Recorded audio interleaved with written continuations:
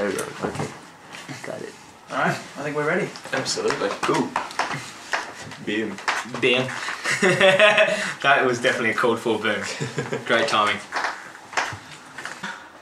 No, it zoomed right in. The audio's okay. Can't get on it because I haven't got Wicked. Alright, looks like it's fine. Okay, they'll hear us loud and clear. Sweet. Yeah, I've got it, Paul. I just got it. Shared it. You got it? Yeah. What are we on? We're on 97. We're about there. We're about there. We should start it off now. We're at 103 now. 103. Bam. Alright, let's get busy. So we're going to take questions. If you have any questions regarding Cube of Truth outreach, send them through. We're here to support you guys and help you with any challenges you're facing. Someone said it's awesome seeing all of you together in the same room. It's actually awesome being together all in the same room. Certainly is, yeah, it's a lot of vegan love in here right now. I can feel the energy. So someone dropped a comment in the event page. I'm not sure if you guys saw it, but someone said that 90% of people will never stop eating meat and dairy. Okay, where did they get that statistic? Yeah, I know, right? And it's funny though, that statistic doesn't work in that person's favour because 10% is critical mass. Oh, yeah. So that means if we reach 10%, I think we'd all be happy with that because then the rest of the world has to take this issue seriously.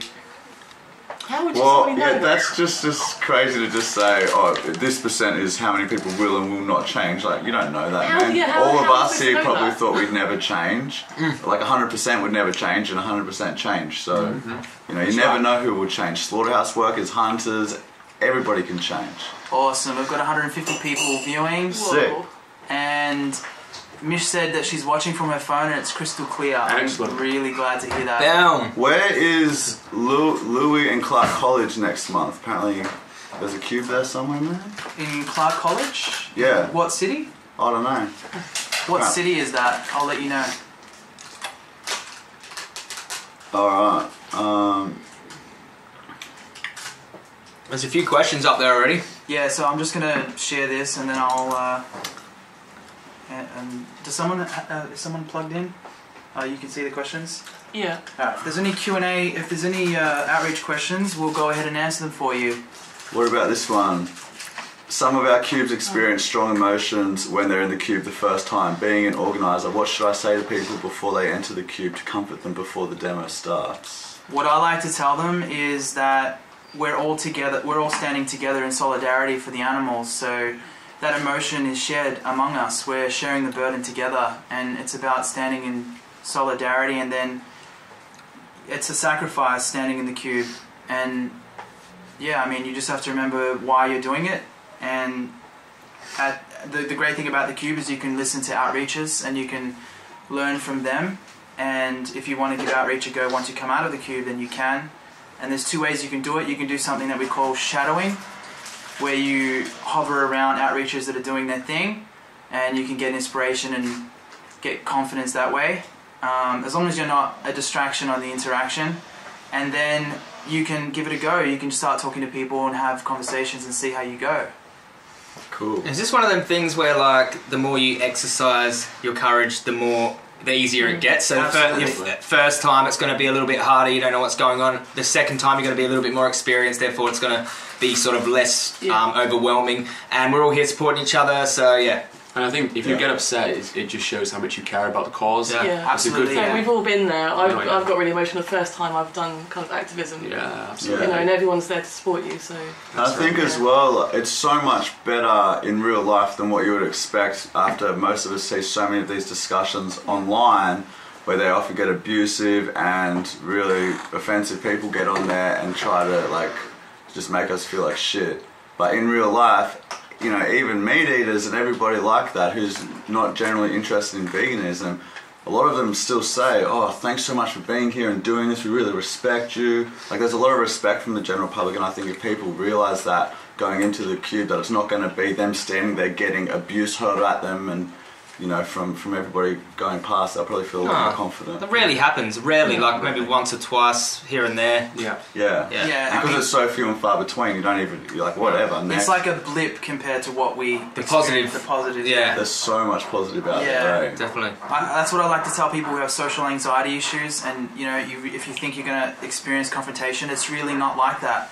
And the only way you'll know is if you take our word for it and you go out and you experience it for yourself. Someone said, how do I deal with a fellow activist who is stalling from starting a pig save here in Germany and I'm ready to get a permit and start bearing witness ASAP? Go for it. Yeah, just don't wait for him. Just do it yourself. Tell them that if they're not going to start it ASAP, then you're going to start it ASAP. But preferably work together. Yeah. You know, ideally, so they don't get offended and whatever. Work together. Just say if there's some reason why they're being slow, you're willing to take it on and go for it. Yeah. Absolutely. Yeah. I think sometimes that people are waiting for others to step up and to spearhead something so that they can jump on. I'll tell you something that's called the standby syndrome, and it's like where it comes from. It's like when there's a car accident and no one helps the person in the car, and they're all standing around watching, and then one person goes up and helps that person in the car, then everyone comes up and helps that person in the car, and that happens with activism, I've noticed. So you just need to take the lead in your area, and boom, you take the lead, and you'll have people that follow you and stand by you. Yeah, good. That's a good call. That was really nice. There's one question here. You go. Okay. What way do you guys go about obtaining permission for filming when talking with the public? So I think the easiest thing is just to be kind of upfront and say, like, you know, I'm doing some questions. I'm asking people, you know, a series of questions about whatever topic it is you choose to do. You know, it'll take 5 minutes. I'm open to film it. Would you be comfortable with that? I think just make it clear that you are filming. You don't have to tell them it's about veganism. Like, at least I don't know about you guys, but I never say it's really about veganism. I just say it's about a kind of a broad topic that will be related to veganism. Yeah. And then, you know, at the end of the day, you're legally allowed to do it. So it's just, you'd have to check the public filming laws in your country and state. Pretty sure if you're in the public and it's a conversation everyone can hear, you're allowed to film that. There's security cameras, CCTV cameras everywhere. You're literally getting filmed if you walk through the city. So if they're saying it's not okay for you to film me, but it's okay for the government to film me, then I think it's a bit of a double standard there, and you just need to check those laws. But if you upload a video and someone gets in contact with you and they're like, please, can you please take that down for this particular reason, then that's sort of on you, like maybe do the morally right thing in that situation. yeah. Someone said here that they have a suggestion that we investigate Dutch slaughterhouses because apparently it's very bad there and it's being sugar-coated. But I think probably we could all agree here, it's bad everywhere. Everywhere. Every slaughterhouse is murdering animals. You know, some people in certain slaughterhouses are excessively cruel, but, you know, at the end of the day, yes, that's worse, but the focus is on spreading veganism, because when somebody goes vegan, they start eliminating their demand for this whole process. And that's really where I think we focusing on slaughterhouses is not focusing on the problem. The problem is non-veganism, not slaughterhouses. We're not advocating welfareism. Nah. We're advocating abolition altogether. The thin line between welfareism and Well, in my opinion, I don't think welfareism is vegan, and a lot of vegans are into welfareism, but I don't see that. How is that vegan when you're advocating for better treatment before these animals are slaughtered? Exactly. Treat It's slaves just not vegan. Yeah, happy slave owners, no. Yeah. How do we deal with negative people? It depends the context, I suppose. We just did an event in Cambridge. You know what it was like. It was really tough. We had pseudo-intellectual, snobby students that were really difficult to talk to. I mean, a lot of them were like that. We had a really great turnout in the end, but a lot of these people were really negative. There was one guy that was just laying into one of the outreaches, and I had to get involved because he wasn't really handling it and shutting him off. Like, the way that we deal with it at the Cuba Truth events, the way we advocate is to not deal with negative and unreachable people who are ignorant and love their ignorance. What you want to do is just, you know, you test the waters, and if they're not biting, then you just need to leave it alone. Just say, look, thank you for your time, but we're here to educate those who are open-minded. If you would like a card, I'll give you one, but otherwise we're just going to leave it at that. Yeah. Do you guys agree? Or? Yeah, I mean, pretty much. It depends the context you're in. It depends if a debate or a discussion with them is going to, you know, benefit. And sometimes I've had conversations with people that have started off negatively, and then when you listen to them and you hear out their concerns, and then you kind of have a rational, logical argument against their concerns, you actually bring them around to your side. So it can work. It depends how aggressive they've been aggressive. Yeah, this guy if that I'm they've been referring to negative, was. but you have. It depends on how good you are at bringing the conversation back down and having a rational, logical conversation. If it's not logical, it's not rational, you're not getting anywhere with them, then you need to make that judgment call on whether it's productive. It's like what you had with the drunk guy. You know? Yeah, and I cut it off because he's not going to comprehend your argument, and there's no point. But what about you, James?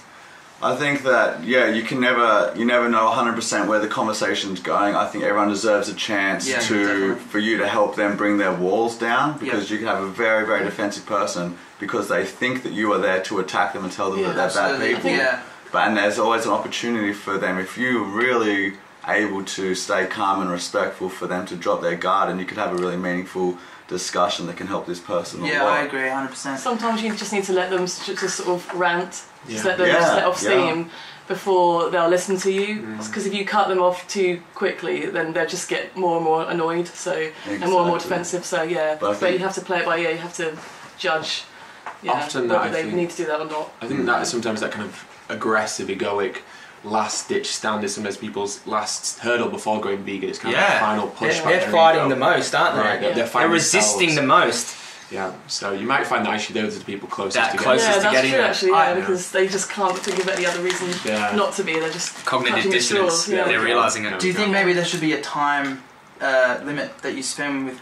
You know what I mean? Not maybe exact, depending how many people. Like if there's a whole bunch of people waiting for outreach to happen to them, but if you've got like a fairly quiet moment around the queue, maybe you could. Why not spend some time? I think, but we all probably agree that how to deal with negative people is to stay positive, really, and stay respectful. Calm. Even logical. if they're negative, you don't go down to that level. You bring the conversation up, it's going to blow up. That's it. You got to bring it back down. You wouldn't want to retaliate and be angry, and that just would ruin the vibe for the entire. And it's not good for advocacy. No. Because we are ambassadors for veganism, and that's important to remember. Every time we have a conversation with someone, we are representing the entire vegan movement. So the way that we approach a conversation and the way that we conduct our interviews, our debates, goes a long way in persuading these people who have an nice movement they want to join. You know? And that might be the first and only interaction with a vegan, and that will paint their whole view of veganism, that interaction they have with you. So just remember that, keep that in mind. No pressure. So Vitor said, do you have any tips? This guy. Do you have any tips for how to stay calm during the demos? So I guess, well, you're the master meditator. Maybe you can offer some help. I think staying calm. I think we are there with an intention, with a purpose. That purpose is to raise awareness and encourage and inspire people to go vegan through education. So we're not there to fight people or anything like that. And I think when you keep that in mind, that your job isn't to force people into going vegan or to anything like that.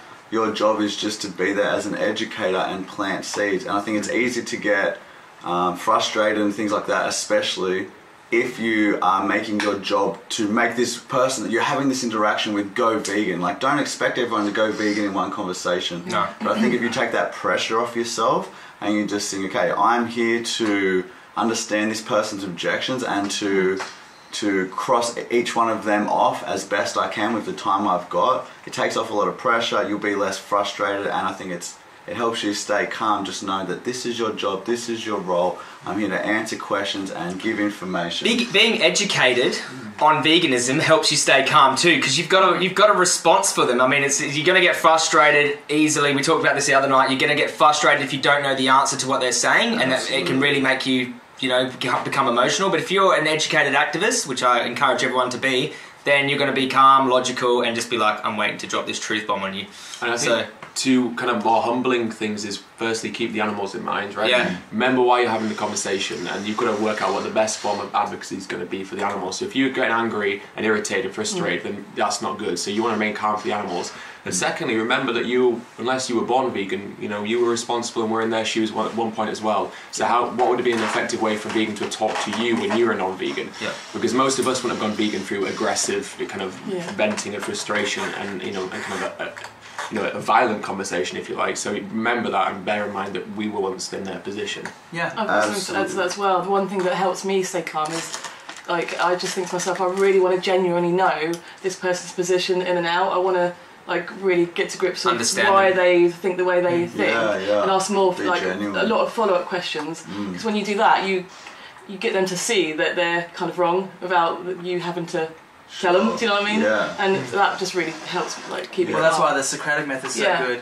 Yeah. Because you can just plant seeds through question asking, and then maybe later they'll realise that their answers don't align with their true values or their true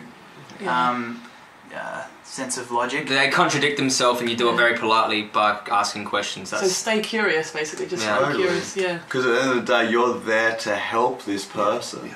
Yeah. You know, you're there to. This person has been like brainwashed in a way by society and all these lies that we've all been told, and whether they're being negative or whatever, your job is to help this person.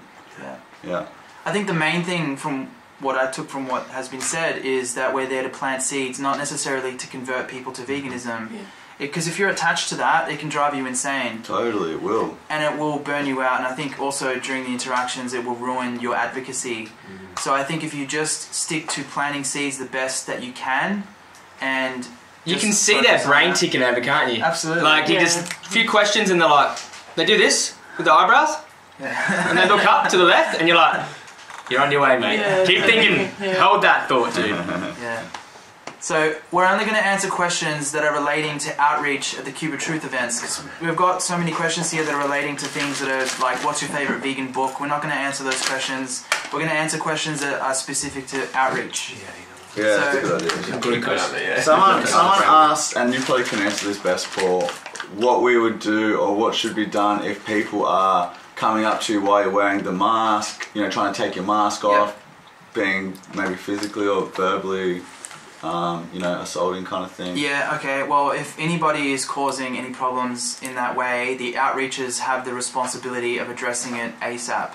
So that's how we structure the events. The outreachers are always keeping an eye on the cube, and if anything's happening, if people touch anybody in the cube, then outreachers need to rush over and basically just stand in solidarity together. If there's a situation where outreachers are caught up and something happens, is there another plan B? That should never be the case. So if you're in a conversation, you should always have your eye on the cube, because they're really the only ones that the cubers can rely on are the outreachers. So we have to keep an eye on the cube and attend to the cube if something happens. And if something gets out of control, call the police immediately.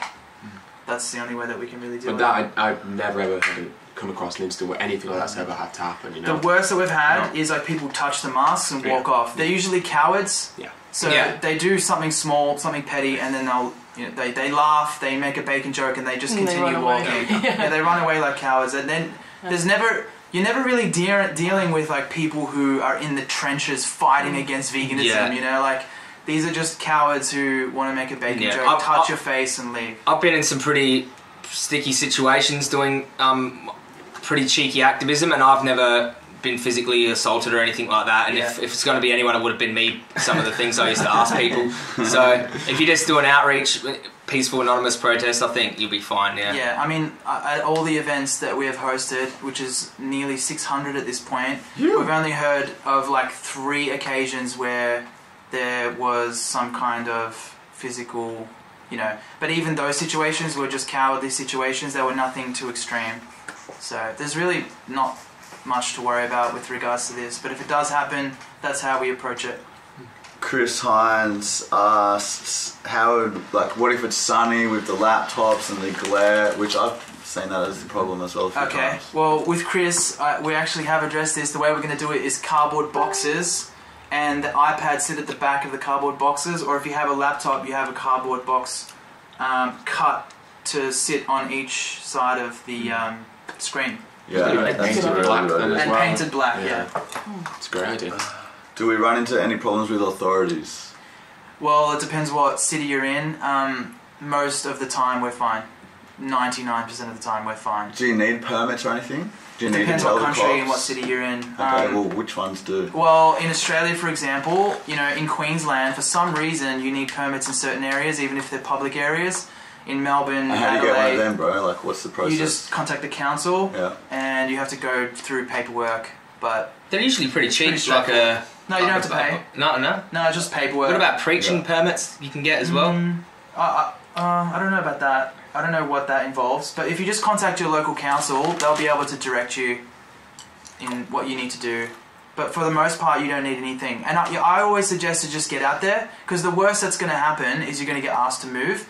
And even in that case, you can just stand your ground and ask for the law that you are breaking. Yeah, always ask them what you're doing wrong. Yeah, Just take their word. Just say, I want to operate within my legal rights, so please tell me what law I'm breaking. In the UK, there's as long as you're in public space, there is no issues and you can't be moving. Even with slaughterhouse footage? Even with slaughterhouse cool, footage. that's wicked, man. Yeah.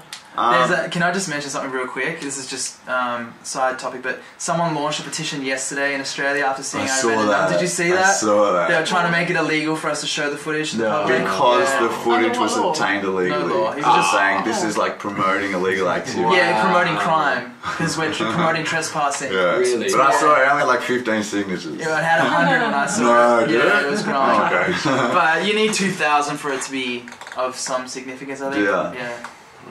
It won't. Get some hacktivists onto that. Yeah, no, I don't think Crazy. I don't think the vegan community would allow for that. No, that won't happen. Someone asked, what is this outreach and the cube of truth and mass? I'm so interested. So well, What I is don't it? even know what it is. Where you been living, check man? the videos out. You got the internet or something? There's a million videos online, eh? Yeah. Should I explain it? Yeah, of course. Well, okay, so we operate as, we do video outreach, but the way that we approach it is more akin to an art performance than a protest. So we're presenting information to the public, telling the stories of certain individual animals that have been through the meat, dairy and egg industries, and also the wool industry, the fur industry. And we stand in a cube structure, we form in a cube structure, and we wear the anonymous masks, and the screens show the realities of meat, dairy and egg production. And then there's the other element, which is the outreach. The outreach is a team of outreachers that are a team of individuals who are approaching the public, those who come over to us. We don't approach the public, they come to us. And once they're watching for 30 seconds, if I have to put a time limit on it, then we approach them and we ask them really basic questions and engage in a discussion about what they're seeing on the screens and ultimately guide them to a vegan conclusion. Good. One thing I just wanted to add to that, actually, I don't know if you guys would maybe echo this, but I think it's important that when people watch the footage, you give them a chance to actually watch it. Yeah. And sometimes I see activists, as soon as someone stops, they jump in, and I think just give them maybe, as Paul says, maybe half a minute just to process what's going on, to watch the footage and decide how they feel about it to begin with. And even while you're discussing it with them, continue to refer to the screens. Exactly. Describe what's going Absolutely. on. Someone asked, oh, where's it gone? How important do you think it is to have local footage, and do you have tips for acquiring such footage? Yes, we do. There's actually a website, and if you message the AV Facebook page, we'll send it to you, where you can find, it's got like a catalogue, it's almost like a library of... Do you know what it is, man? I don't know it off my hand, so no if you message the AV page, I'll find it for you after this. Maybe you could post it on the AV page. Danielle from Bologna, Italy, if you're watching this, you know what website I'm referring to, so maybe you can comment below if you're watching. But yeah, it's sort of like a library and it shows you footage from that specific area. But we do actually help you to attain local footage, so another thing you can do is just contact us and we can try to help you to find it. If you set up a chapter in a particular city, we'll always try to support you with things like that. I do think it's super important. It is important to have local footage, because people can easily say that's not here, that happens overseas, not here. Every time, nearly. And we can always get local footage. Everywhere you can get local footage, so you know, definitely use that over anything That is else. one of the main justifications they use. That happens overseas, it doesn't happen here. That's Classic. old footage, that happened ages ago, you know. Yeah, new footage, continuously updating. Current local footage, Yeah, and I think as well, like, where there's some room for some activists to do something would be in creating really powerful, like, sharp, punchy videos. I don't know what happens at a lot of cubes, but a few that I've been to, sometimes the footage is like, it's very drawn out, and someone might just be passing by and look, and it might be 30 seconds of nothing really much happening. So I think that there's definitely an area for people with that expertise to start editing some very powerful local footage and creating punchy videos, because often people might walk past and you want it always to be impactful, because you never know when they're going to walk past. I think there's room for someone to be doing that as well. So, I mean, on that point, we've got Chris Hines, who's putting together footage for AV at the moment, and that's going to be an international thing, so he's going to be helping us with that. I've also spoken with Chris Delforce, the producer of Lucent, who's going to be helping us with putting specific a specific video, a long video that covers meat, dairy, and egg production, or maybe sliced up into files and yeah, where it's more punchy, like you mentioned. Someone asked here, where does Anonymous for the Voiceless stand with regards to the actual outreach message? Do you advocate strict abolitionism or other variations? Welfareism, reduction. Just veganism. Just veganism. Yes. Yeah. Veganism. No stabbing at all. No stabbing with a nice knife. Well, I just think like veganism is defined by the avoidance of animal exploitation, right? And so anything less than that, it can't be classified as... It's not vegan. It's just not vegan. So that's the moral baseline is veganism. Isn't that abolitionism? Like that's purely what it is.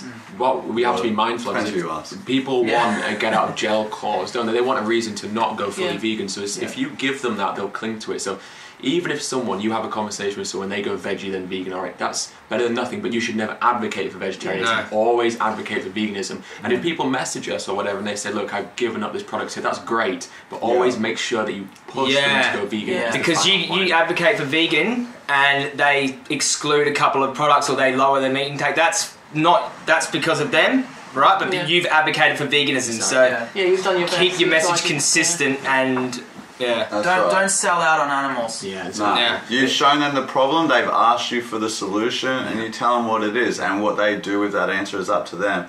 But I agree, every step that they take, hey, guess what, I stopped eating meat since I saw you last, or anything they do, just say, that's amazing, good work, and remember what the goal is. Yeah, remember where you're heading. Perfectly said. Oh God. What's going on here? Oh God.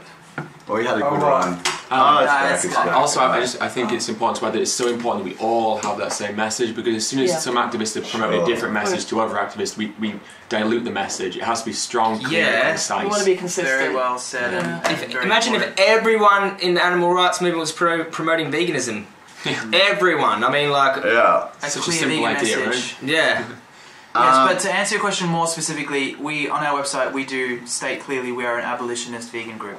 Which means all animal exploitation we disagree with, all types, we think it's all wrong, they don't deserve to and we're not even willing to have a discussion about, animals being treated more nicely in factory farms or whatever the case may be. A lesser of two evils is still evil. Wise words. Yeah. I don't know where I picked that one up from. What's a nice way of killing someone that doesn't want to die? How young is too young to get involved with outreach? No, there's no age limit. Yeah, I mean, maybe one day old. Maybe pushing it. Yeah, let them chill a little longer. Because as long as if you're their mum or dad and you're comfortable with them seeing the footage that's going to be surrounding them, then they're old enough to come explain their story. It's very powerful having a child who's made this connection that it's wrong to harm animals for needless reasons. We got Joey in Adelaide. Joey's 6. And he comes out and does outreach with us. Have you seen Joey? I've seen him in your videos. Little legend. His mum decided to show him what was going on, and he was like, wow, I don't want to eat animals. And then he comes out, he's a little activist. So he's 6 years old. That lights me up. Nah, look, alright, so let me just clarify something. Reconnect. Alright, disconnected. because this person needs to be... Is anybody else using the Wi-Fi? No. Okay, good. My phone's off. My Wi-Fi's on, but it's not being used. Should I turn it off? Alright, we're cool. Okay, someone just said, abolitionists don't care about single campaigns such as slaughterhouse vigils or circus protests. That's why I'm not an abolitionist. That is an abolitionist as viewed by Gary Francione. Yeah. But he doesn't own the word abolitionist. That's true. He's just created the abolitionist approach to animal rights, but he does not own the term abolition, and we all agree that the abolition of animal exploitation is what needs to happen. So we don't necessarily agree with everything he says just because he's coined the term abolitionist approach to animal rights. Just quickly, because I know with Surge Ed you do the Down with Dairy and there's the anti-fur campaigns. I agree that it's important, and after, so maybe we can discuss this because it's a good conversation. Yeah, it is, isn't it? Yeah, it's interesting. Because I think it is a good way of reaching people with having the plant-based milks at the event, and then focusing on dairy, or focusing on fur for specific campaigns and bringing people towards veganism in that way. Whereas I used to have a bit of a different view on this, But I do agree. Well, Like a Trojan horse kind of thing. Right. Yeah, go on. Well, if we start with fur, I think what's strong about the anti-fur movement is, in the UK and I guess in most Western worlds that still use fur or have it regularly on the high streets, most of society doesn't like fur, right? They see it as a horrible industry, they see it for what it really is. So we have a foot in the door in that situation. Now the issue with things like leather and wool, even though they are just as immoral and just as cruel, they're still seen as a byproduct. So we have a long way to go in pushing that out of society. But fur, we have a massive foot in the door, so if we can capitalise on that and keep pushing it out, that will be very successful. And it's a good catalyst then for encouraging people to look at all animal skins. Yeah. So I know the anti-fur movement gets a lot of stick, right? But I think inherently it can do a lot of good because it will eventually drive people to understand that all animal flesh is wrong. But if we can get rid of the fur to begin with, that's still a good stepping stone. And one of the reasons we do the dairy is because when people make a connection with dairy and they see that the exploitation of cows and mothers is obviously wrong, they make the connection to all meat because it's all interlinked. But the thing is, if you focus just on meat and flesh, you miss out the vegetarians and you miss out people who think dairy and eggs is right. So when we do our Down with Dairy events, we get vegetarians stopping as well because they don't overlook that. And I think it's sending a message to people, it's sending a message that like the issues with animal flesh are so well known now.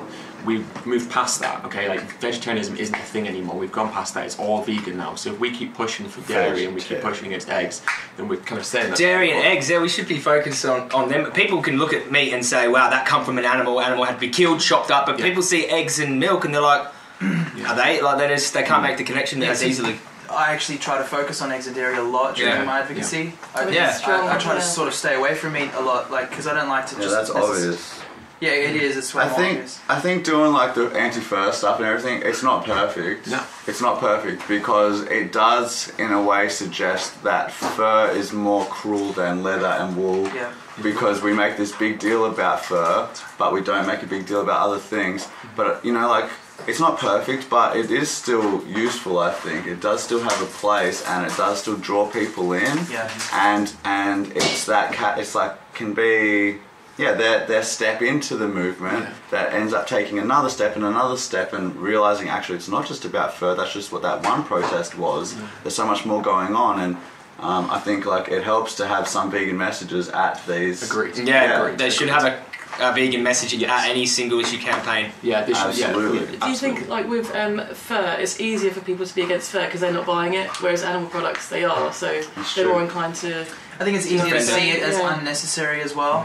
Yeah, because they're not buying it themselves. Yeah. It's not for survival reasons. People would think with animal products you might think you need it for health or for I stuff. think it's the byproduct issue here is people think that leather and wool are byproducts of the meat industry, whereas fur, people know that we don't eat fox meat or mink meat, that people know that, so they know that it's purely done for the fur itself, and I think that's why people hate it a lot more. But I need to realise that meat is unnecessary, dairy is unnecessary as well, but they perhaps don't know that. So I have a theory as well. Like, I mean, I don't know if you've ever done this, but if you tell yourself I'm going to go for a 10k run, you might find an excuse not to do it. But if you say I'm just going to walk down to the shops, then your little monkey brain that exists within your brain will be like, okay, I can deal with that. And then once you start walking, you're like, hang on, I could actually run. And then you start running, and you're like, oh, I've done a k. I'll do 2ks. I'll do So I think it's about getting people started. So that might be an effective way to get people into the vegan message. So once they give up dairy or they give up fur, then maybe they'll start to question their own hypocrisy if they're still eating meat.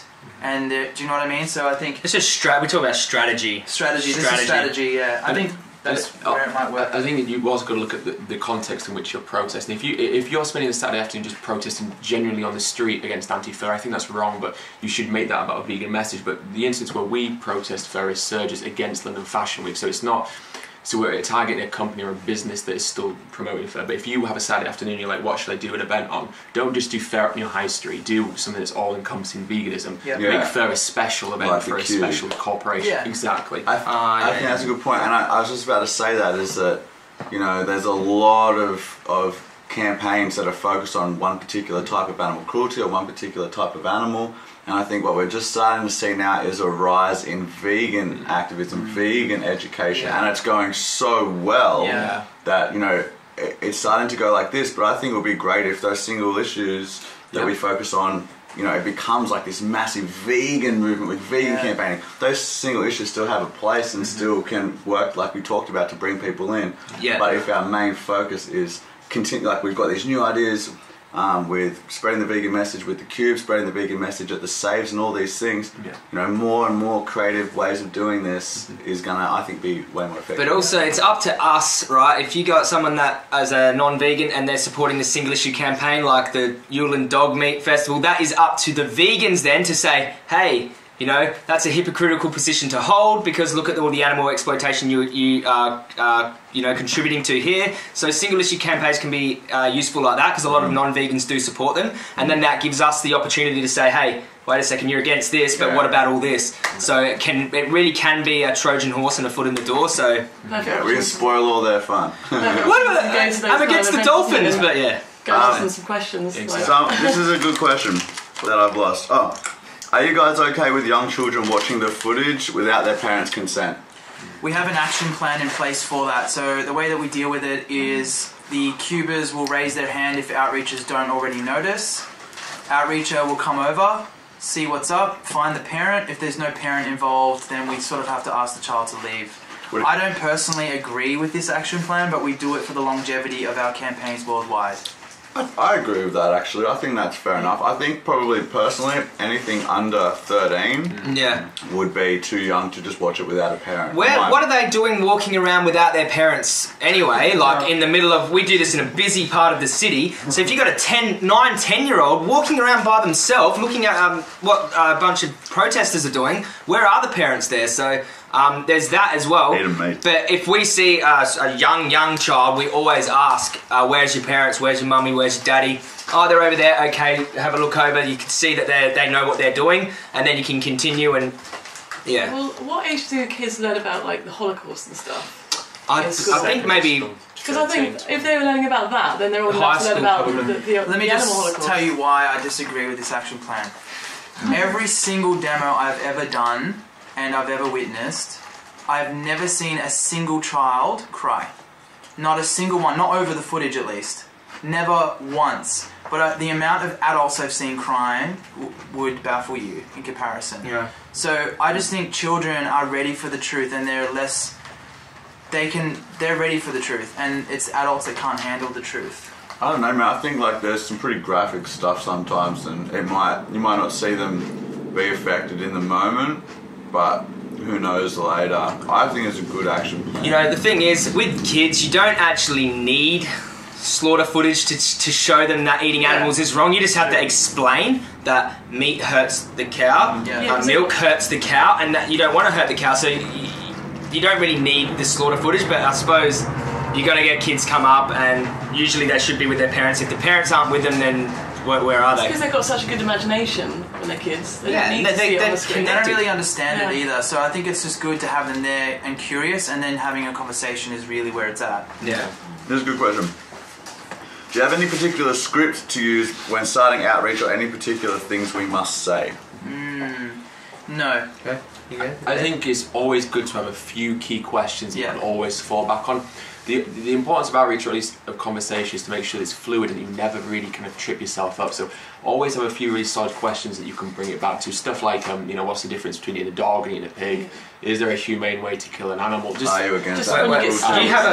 You would have an opening thing though. You would walk up to someone. You'd have an opening statement. So let's say, with Cube of Truth, I think it's always good to say, like, you can always go, have you seen this kind of footage before? Like, how does it make you feel? Absolutely. If you're out on the streets, out of a Cube of Truth situation, you're doing interviews or whatever it is, have a series of questions that you can rely on. Questions, but with the footage in front of them, all you do is I just ask them, have you seen this before? Yeah. Do you think this is okay? Yeah. Did you know that we are, by paying for meat, dairy and eggs, we are making this happen? Help them make a connection like that, and then see where the conversation goes. So have a couple of leading questions, but when you've got the screen in front of them, it makes it so much easier. You don't have to do much work at all. They're like, wow, this is really hard to watch. I can't believe this. It's obviously cruel. So you just need to say a few little leading things to them and to get the conversation started.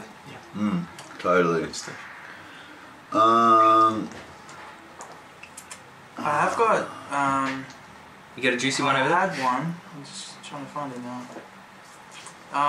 What is the most effective questions you can ask people to help them to make the connection? So if you had to like, if you had to pinpoint top questions, what would they be? I think the connection between dogs and other animals is always That's a good really one. strong, because people, 99% of people love dogs and wouldn't eat dogs in this country. Yeah. I've never talked to anyone who would be like, no, I'd eat dog. I don't think. I mean, maybe one or two, but the majority of people would never ever say No. they'd eat dog. So that's always a good one. Do you think it's justified, this cruelty is justified for a sandwich? I like to use that one because it's something so grotesque and the magnitude is so big for something so trivial, and that it's an easy one for them to weigh up. Do you value taste over life? I was going to just say that. That's mine. No, sorry. That's What about, That's a good one, yeah. also, I want to make a very, very fundamental point here, because this, so when you're seeing things on the screen, we're focusing on treatment, okay? Now, this is good because as an outreacher, it always leads to the question of humane.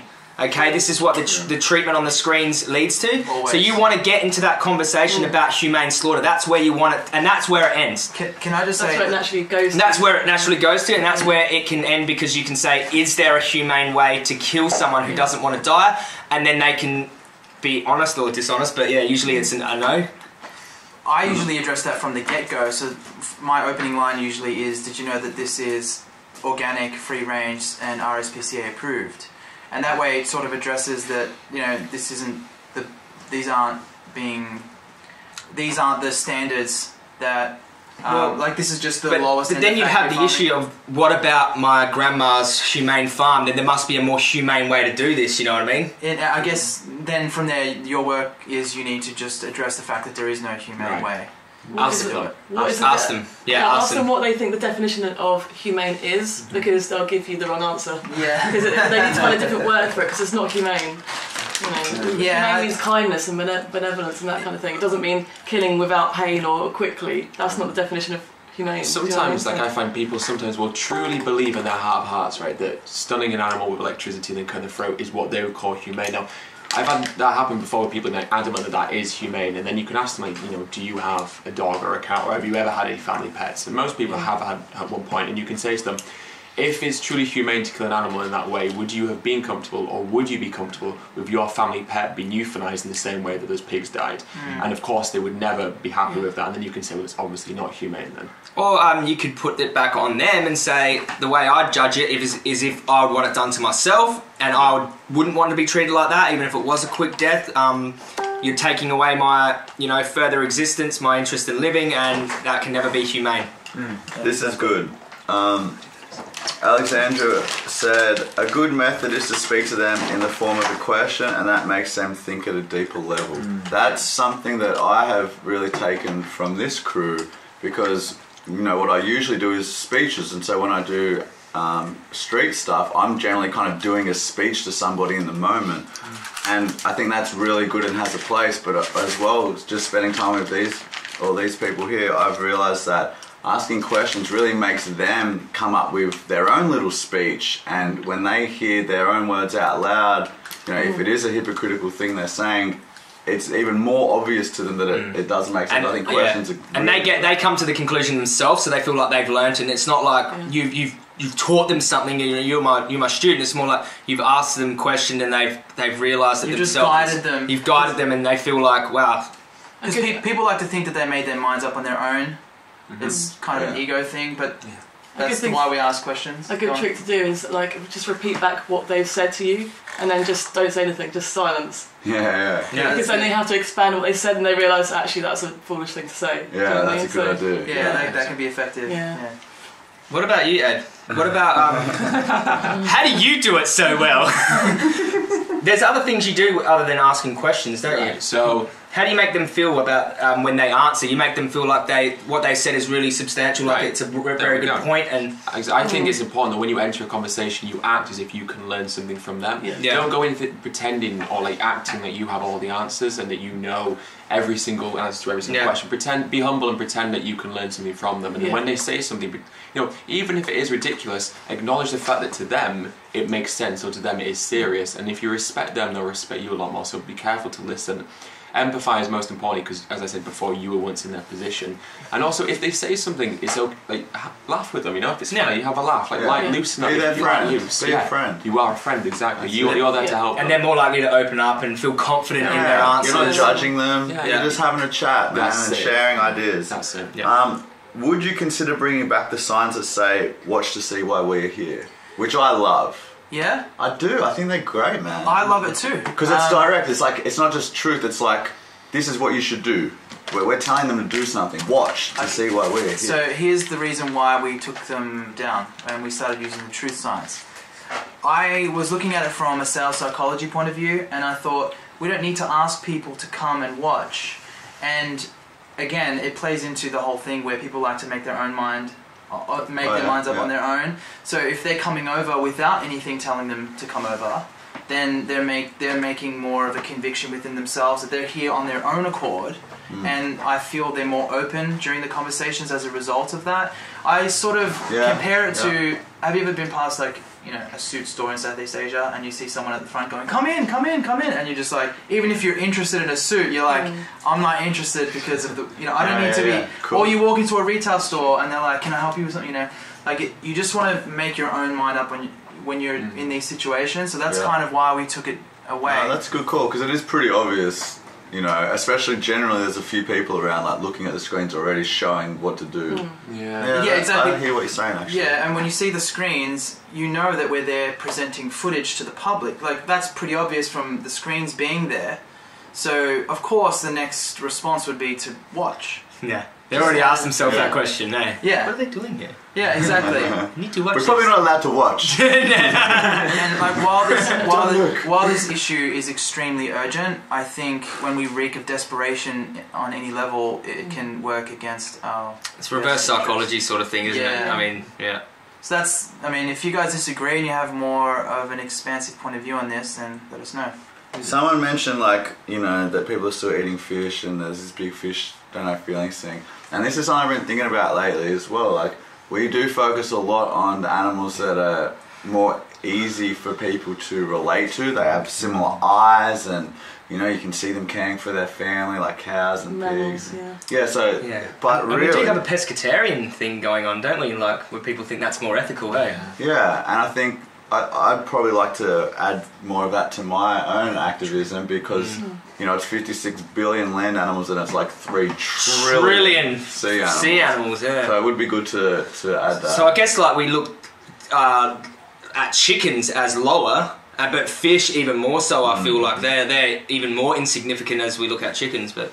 Absolutely. And then bees are all the way, like, people just, the smaller that they get, it seems people care less. Yeah, but I think though, you know, you don't have to start by saying, hey, by the way, do you eat fish? Like, you know, you can just say, oh yeah, it's cruel to hurt these animals. Look how much they are like us, and you know what? All animals deserve to be free from our, you know, us causing them harm and killing them. From land animals to sea animals, from the big ones to the small ones, you know. You know, something like what happens to a fish when you put it out of water? Like, flaps around, it's obviously suffering. Like, it's not just going to sit there still, is it? So a fish is probably the only animal I've heard someone like legitimately think is a vegetable. You know what I mean? That's how much there's disconnect there from them being an animal. This is a good question because I want to know as well. Sorry, it says broadcast interrupted. Is it though? It looks fine, eh? It says on mine. I've got it going. Oh yeah, cool. Sorry, that's probably your Wi-Fi.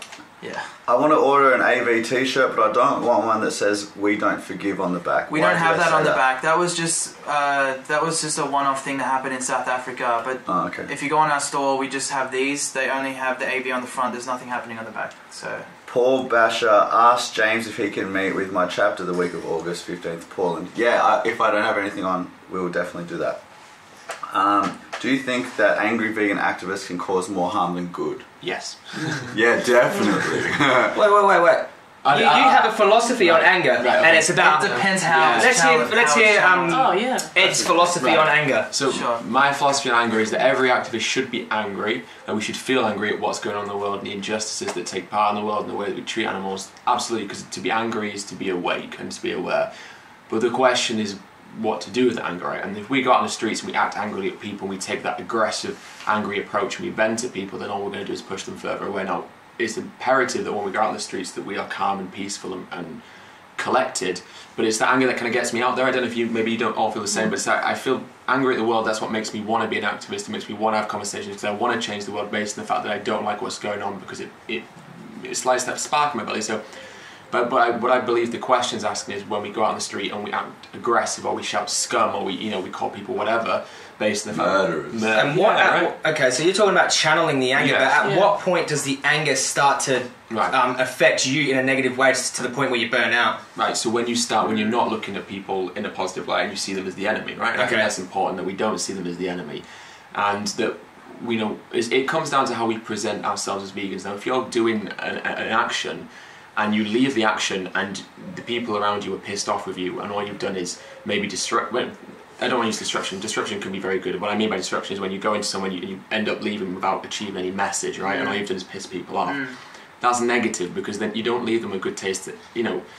It's a difficult one because so many people have different views on this and different opinions. But I think the most important thing is we have to address how are we going to be the most effective advocates, and calling families scum is not effective. I think we have to just understand that, right? And I believe that all forms of activism are valid, but the way that we carry ourselves out in those different forms of activism is what's really... It's about how we conduct ourselves. If you're feeling an emotion, you have to be aware of it and conduct yourself still in a manner that advocates well for us as a movement, because because the ones that speak the loudest get recognised the most, and they can tarnish a whole movement, I think that if you are going to be an angry activist, you better be damn good at activism, because the way that you present your anger, it has to be very well articulated to the point where people get you.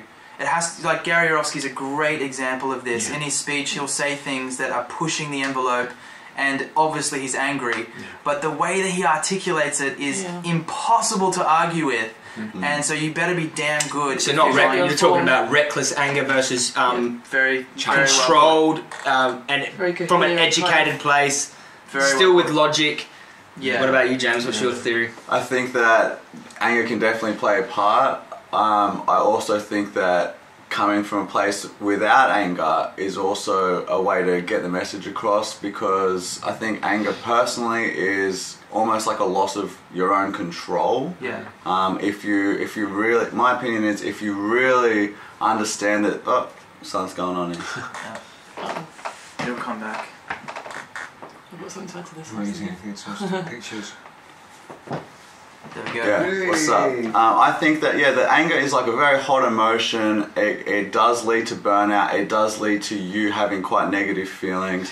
And, I would never, I would try not to let my anger shine through when I'm trying to educate people, when I'm trying to be an activist. Every time I write something like a post and I come from a place of anger, I hold off for a while, and then if I can make it more positive, I do. And I always feel like turning that anger into something more positive was the better way to go. I always feel like, love is the most powerful force we've got, and it's the most attractive thing. And I think in a lot of ways, when we are coming from a place of love, it is more powerful, it is more attractive to people, it stops people getting as defensive, it stops pushing people even in the wrong direction. If we're angry vegans, pushing people away, showing them, vegans, they're all like this. So I think, like, if you're going to use anger in some way, even to channel it, you've got to be really, really careful. And I think, I think it would almost always be better to come from a different place rather than anger. I think there's more positive places to come from. But in saying that, it does have a place, and like Ed said, there's very much a reason to be angry right now. And I don't deny that at all. I just think that that's true, but I personally think there's better places to come from when spreading this message. I think you just sort of have to trickle down to where all of this is coming from. Is the non-vegan who consumes non-vegan products, are they really the enemy? Or is it the indoctrination? Is it the fact that we've all been conditioned with this idea that it's okay to view animals as property, as products? I think it's the system that we're at war with, and it's these industries, and it's any body that basically perpetuates this idea of carnism throughout the world.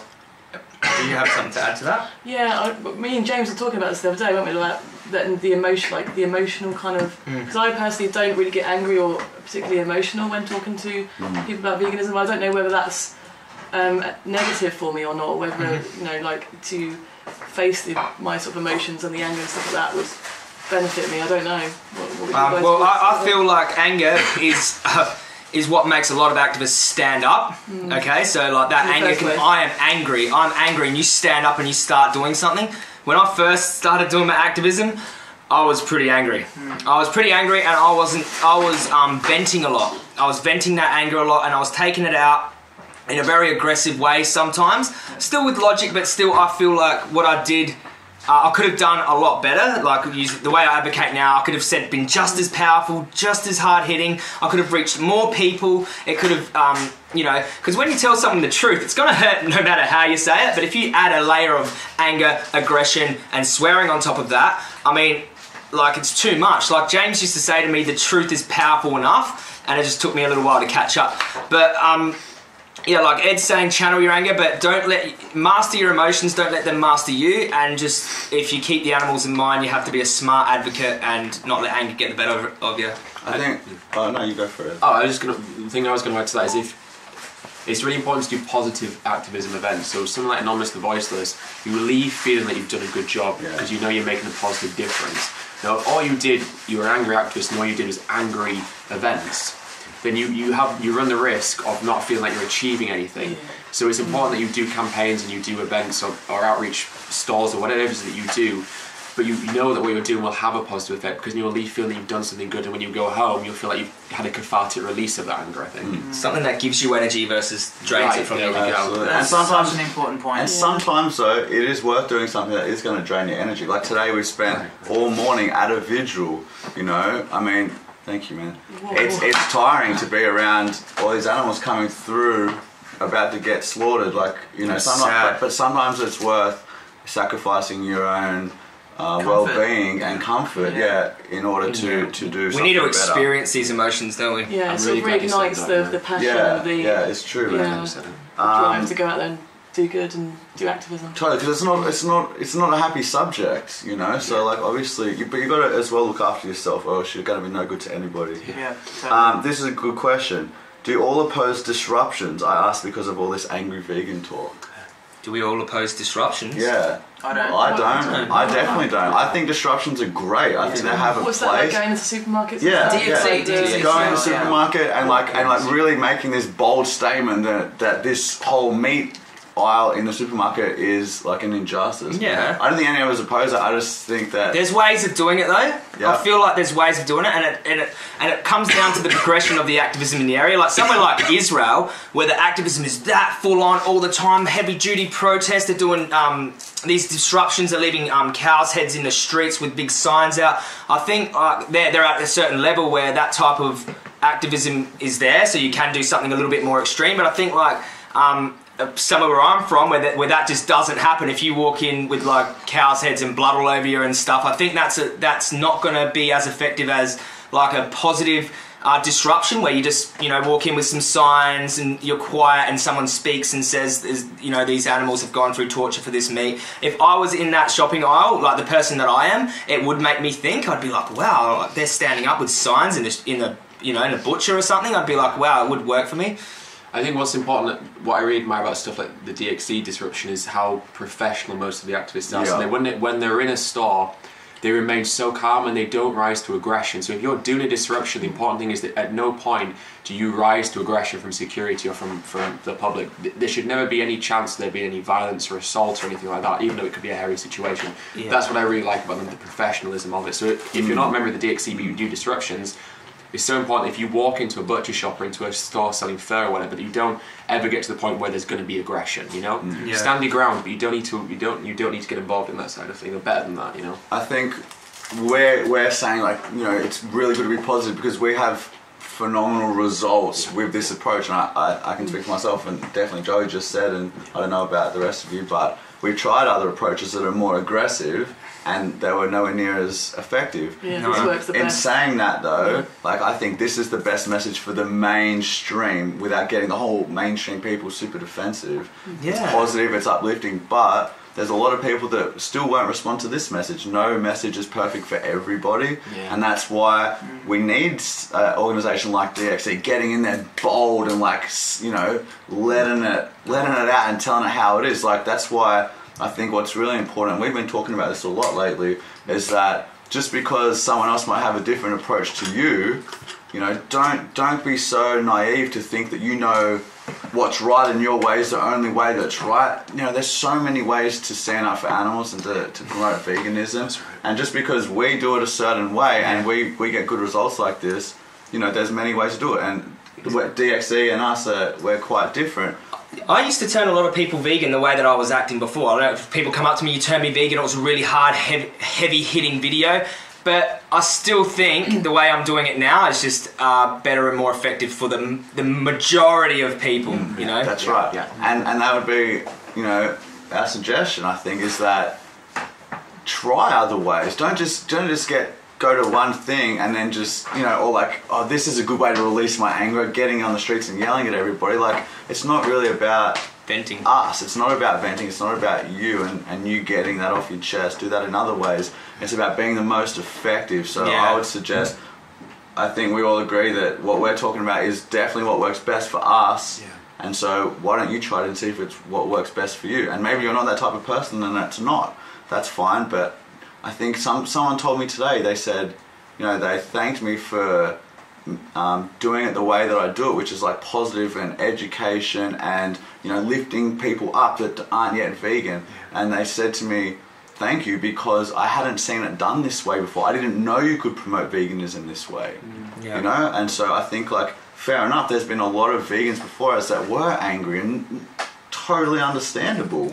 Totally understandable. So some of the most effective vegan activists in the past have come from a very more like anger-filled place, and that's fine, and that's been very effective for some activists. But if everyone just does it that way, we're gonna miss out on all the people.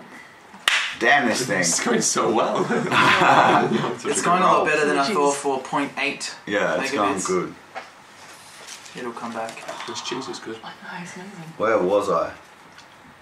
What works best for most people?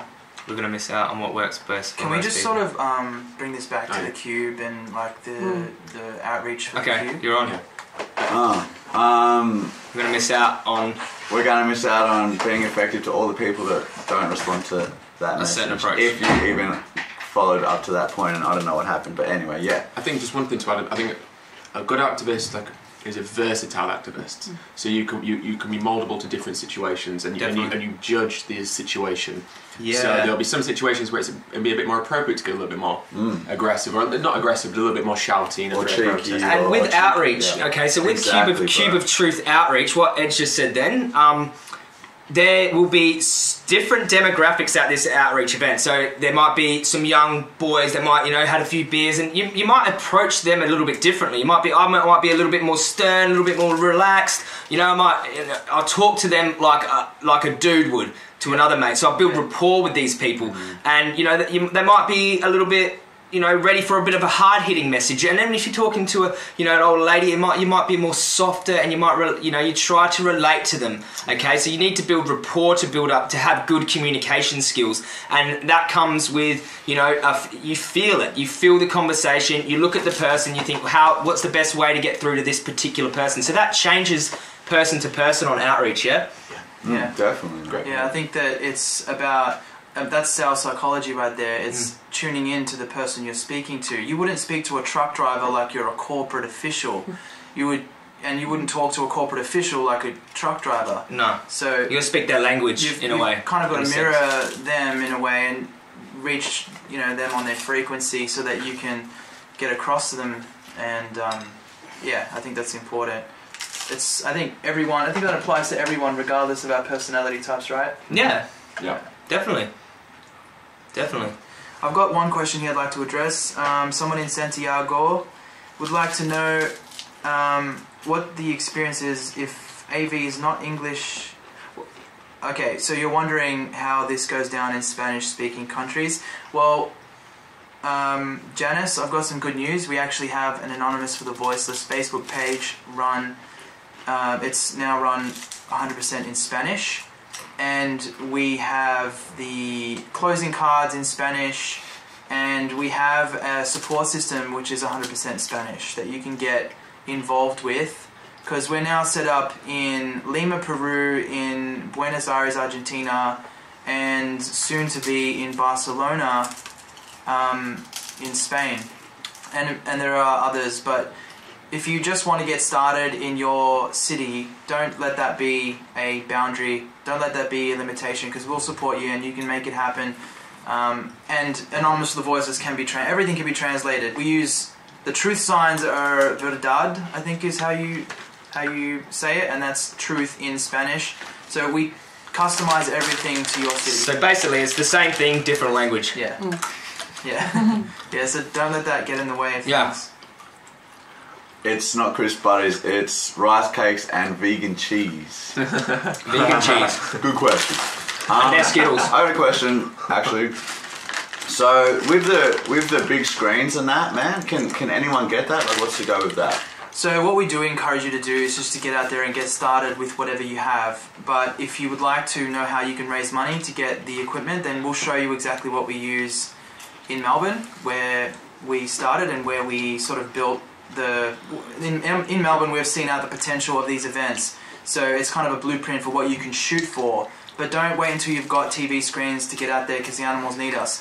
What you need to do is just get out there, and then as you do demonstrations, you can slowly build them up, and we can show you how to get the money, to raise money from your local community, and we can even help you with a GoFundMe that you might want to launch.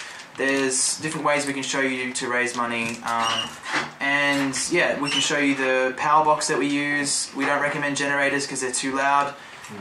The specific TVs that we use, and how we have the footage, through USB, we have them plugged into the TVs.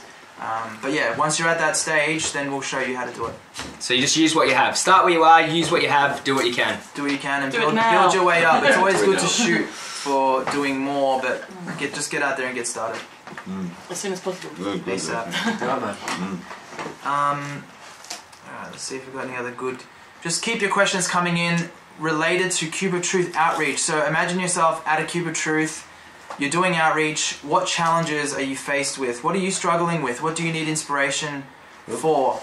We'll answer your questions regarding that. Also, I want to talk about different personality types and what you can do. I wouldn't put someone on outreach who's not confident, all right, who's not educated, who I would say get educated first, get confident, watch some outreach videos. Make sure that you're that personality type. Because if we put someone on outreach that is just gonna buckle, they're not, you know what I'm saying? If you honestly think that that's not for you, then get in the cube and have a watch and watch what they're doing and build up your confidence. Would you agree? Or as an add-on to that, I would say that don't wait for the perfect moment either. So learn a few things here and there. And you can also, like I said before, you can do what we call shadowing, where you hover around outreaches and build confidence through seeing how they engage with the public. And you can be in the cube and listen to conversations from there as well. And then once you just have a little bit of confidence, then you should jump on outreach. And I think it's good to practice speaking with people, even if you fail. So I think it's just important to get out there and experience. Out of your comfort zone. Yeah, not every people. Sorry, yeah, just approaching people in general. Some people they're really shy to just go up and talk to you in the first place. Well, it can work the other way as well. Like you might get out there, have a conversation, fail miserably, and realize, oh, I need to learn more about this. Otherwise, I'm going to get stumped again. And then you can have the motivation from that experience to go and do your education and learn more from other outreaches, watching YouTube videos and whatever you need to do. I still to this day I have that I didn't know how to answer that question properly, and I'll go away. I'll go home and think about it. If you don't know the answer to the question, just ask them if what they asked you justifies killing an animal for a burger. Yeah. Usually that. Like that was Emma said, we sometimes still don't have great conversations. We put the good ones up online or whatever, but sometimes, it doesn't go well. You might say something not that good, the person's not receptive. It's still practice, it's still you, like, refining your argument and things like that as well. Sometimes people just don't really want to engage with you properly, You just Some people aren't interested. Yeah. That's just, it's all good. People are saying that you need to speak up and you need to speak up. Me. Oh. No, I don't It know. might be the planes overhead, they're quite loud. I just want to... People keep asking about farmers and slaughterhouse workers. I don't know why. What question? I don't understand the Like, question. how do you deal with them when they come up? Oh, okay. That's a good question. I like to take my time to educate. I mean, I understand that they're feeling challenged because it's their livelihood that's at question. I like to take my time to speak with them as respectful as possible. I like to highlight the benefit for them because, as Philip Wallen says, farmers have the most to gain from this transition to a vegan world. And the only thing that's going to change is the product line.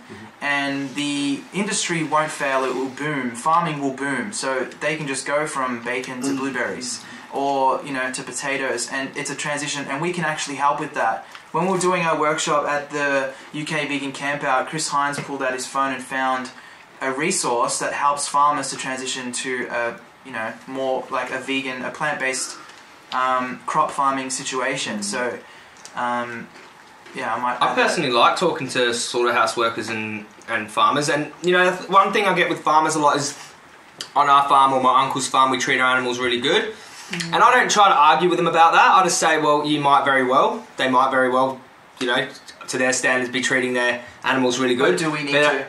I just ask them where they send them. You send them where? Right. So where do you send them? And that's where we step in and we say, well, we've got an issue with that. Yeah, I mean, and we were talking about like key questions, like top questions that you can ask on outreach. One of the key ones I think you probably will agree is, if you can live a life healthy and happy without harming animals, why wouldn't you? And I think that's a good question for farmers too. If you can live a life healthy and happy without a slaughterhouse involved, without raising animals for the express purpose of killing them and turning them into food products, would you be interested in looking into that? Because, I don't know, I think we should at least be interested in looking into that if we can avoid it, and if it's beneficial for farmers.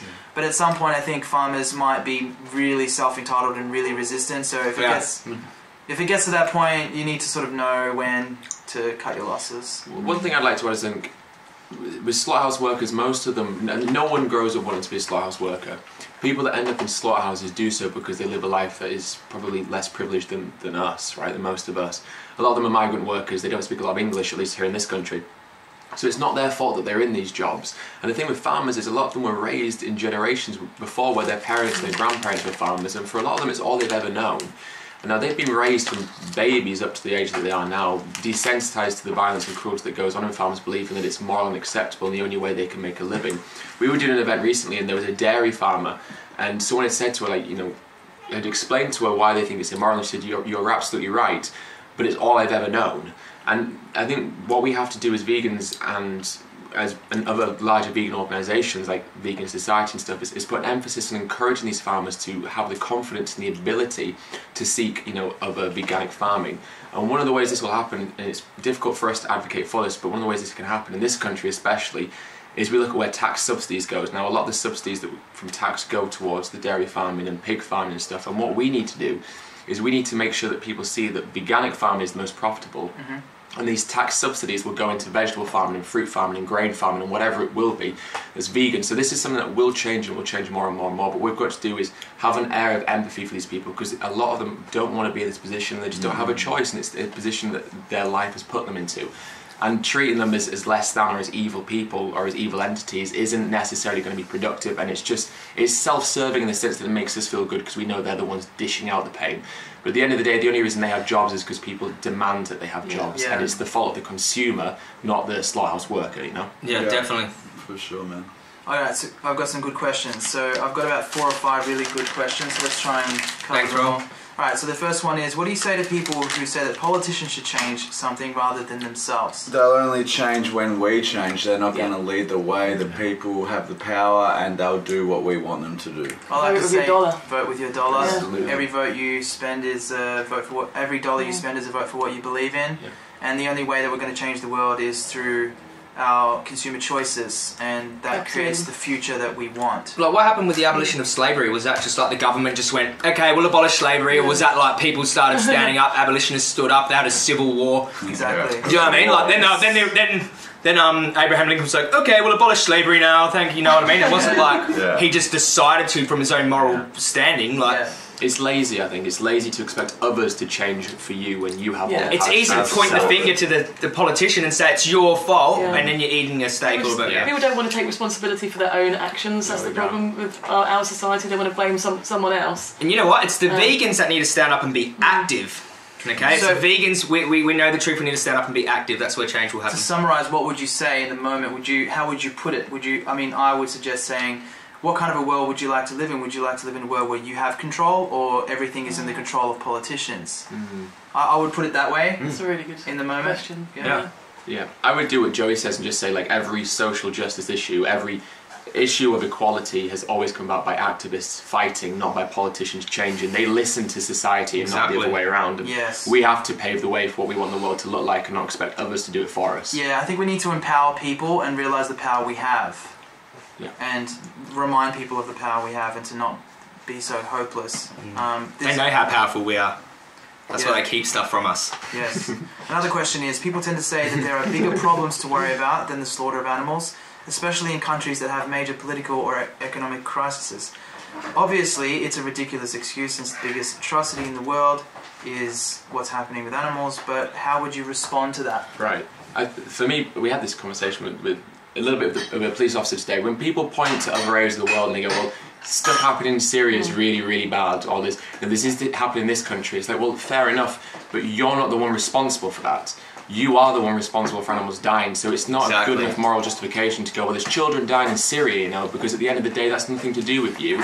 Animals dying is because of you directly. And that's like a futile thing to point to. Like, what are you going to do about the children in Syria? But what are you going to do about the animals on your plate? You can simply stop participating in that violence. You can't stop the violence in Syria, and I think that's just a cop-out. If you give me some way of like helping children in Syria, I'll do it. You know? But they're not helping children in Syria anyway. It's just But I've got no way to help them, so like, but I can change what I put into my mouth 3 times a day easily. And you can change what other people put into their mouth 3 times a day as well. Yeah. So again, how would you summarise it? How would you put it to somebody on the streets?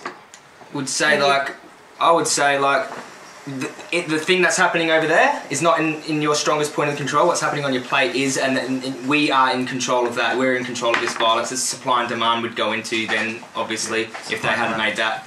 I think that if people are talking like that, they need to be reminded of why it's important to care about this issue. Yeah, because all the reasons. Yeah, so I think if you bring it back to the conviction and the why factor, more, I would sort of focus on, does that person really care about animals and this injustice occurring to animals, and bring it back to why they should. And it's a human rights issue as well, isn't it? Absolutely. With the food, with the grain, and the whole package. Yeah. And environmentally, at the end of the day, it's going to affect every single being on this planet. Human health as well. Yeah, it's kind of like a social justice issue in a way, isn't it? It's not just about animals. And then the positive spin on it at the end is to say, well, aren't you glad that there is a solution to this and it's so easy to participate in? And not only that, but you can say, you can go vegan and it doesn't take any extra time out of your life. You're still going to eat food, eat vegan food. You're still going to wear clothes, wear vegan clothing. You can still fight for the children in Syria, but do it as a vegan so that you're not saying that violence is wrong and then paying for violence over here, which makes no sense. You could just say, can you be vegan and worry about that issue in the other country at the same time? Of course you can. Do both. Yeah. You can do both. Yeah, you can do both. We'd appreciate that. Why not? Chris Hines has shared the link for the thing I was talking about earlier, the resource for helping farmers to transition to plant-based farming, so thanks for that, Chris. A question I have from Hannah is, this is such a typical one, what do you say to someone who uses the excuse, but if we didn't eat animals, chickens are a good example, then they would overpopulate the world. And if humans killed animals... And if humans killed animals to stop them from overpopulating, then what's the point of not eating the meat in the first place? Why is there such a big population of chickens on the planet? Because we are the ones forced systematically bred billions into existence, so... that argument. The thing is, the world isn't going to go vegan overnight. Boom. Yeah. That would be nice, but then we'd have a lot. But what's going to happen is demand's slowly going to decrease. Animals are going to be slowly. They're going to breed less. Yep. And yeah, that's just other animals aren't overpopulating, are they? As the number of vegans rises, the biomass of animals will come down like this. So Yeah. we'll never have that issue. There's equilibrium in the environment, in the ecosystem, isn't there? There's an equilibrium that naturally balances out. Like we are the imbalance. Our species is the imbalance. We are essentially the pest. In a way, we're the ones. No animal destroys the earth like we do. Nothing comes close. We are the problem here, and we're also the solution. Why aren't we being overpopulated by hedgehogs? Yeah. Hey! That's the nail on the coffin right there. So I think it's a matter of just educating people. A lot of the times people are genuine in their curiosity about this. They're not just being a pain. So I think if they say this, it's just a good opportunity for you to educate them on the points that we've raised. Definitely. None of these questions are... They're genuine. A lot of these people are genuine. You can tell when someone's not being genuine now, I feel. They're just running you around. But Totally. that can be good training for you too. If they run you around in a circle. What would you do if someone ran you around in a circle? They talk about all these outside issues, about this outside issue. What would you do? Well, I don't know if you have you all seen the pharmacist video that I did with the guy I was talking to a pharmacist. Yeah. So he kept trying to do that. I said. He said, I think there needs to be more humane ways of doing this, and I said more humane ways of enslaving them. And he said, well, if you want to look at it, we're slaves by the government, so you should take it up with the government. So he was trying to spin it, trying to take the light away. Pass the buck. And then it sort of went like that. It went on like that, and then I just kept bringing it back to you sort of got to bring it back and have an anchor point. You bring it back to the focus of veganism, because a lot of these outside issues people talk about, we can talk about them after the world goes vegan, because that's the core of it. So you can keep bringing it back to veganism. If someone talks about what about invasive species, what would you do? Would you what about backyard eggs? These are things we can talk about when we're all vegan, and if you're still eating bacon, you want to talk about the ethics on backyard hens, eggs, but you're still eating, pork chops, then, we'll talk about that first. Always bring it back to that point, do these arguments that they have morally justify killing and raising animals like we do? Exactly. Never. So someone's backyard eggs is a ridiculous argument. And that doesn't refute veganism either. These outside points that people try to point to that might be a bit tricky, they don't refute veganism. Okay, veganism solves a lot of these issues, and a lot of the ones that can't be solved by veganism will be solved when we're all vegan and we can put our minds to other work. Can I just say that this is going awesome? Yeah. Alright, so I've got another one here saying, I get compared to religious people a lot lately, and I feel like I'm the furthest from that. That's because veganism has nothing to do with religion. Any suggestions to counter that argument? I think carnism is a religion. Carnism is a religion, if anything is a religion. I would say religion is a faith-based. Every religious, even the religious gurus out there will be happy to admit that it's faith-based, and veganism is fact-based and evidence-based, observable facts that you can witness yourself. I mean, the fact that nearly 3 trillion animals are murdered every year for no greater reason than palate pleasure, for no necessity whatsoever, in fact to our detriment and to the planet's detriment, that's a fact. That's inarguable.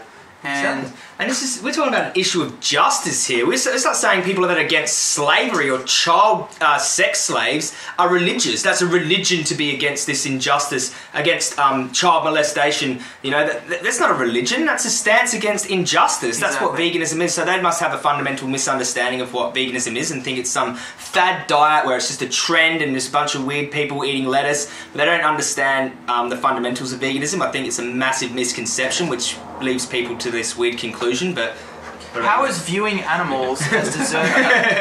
How is thinking that animals should not have a knife shoved into their throat make you religious? Exactly right.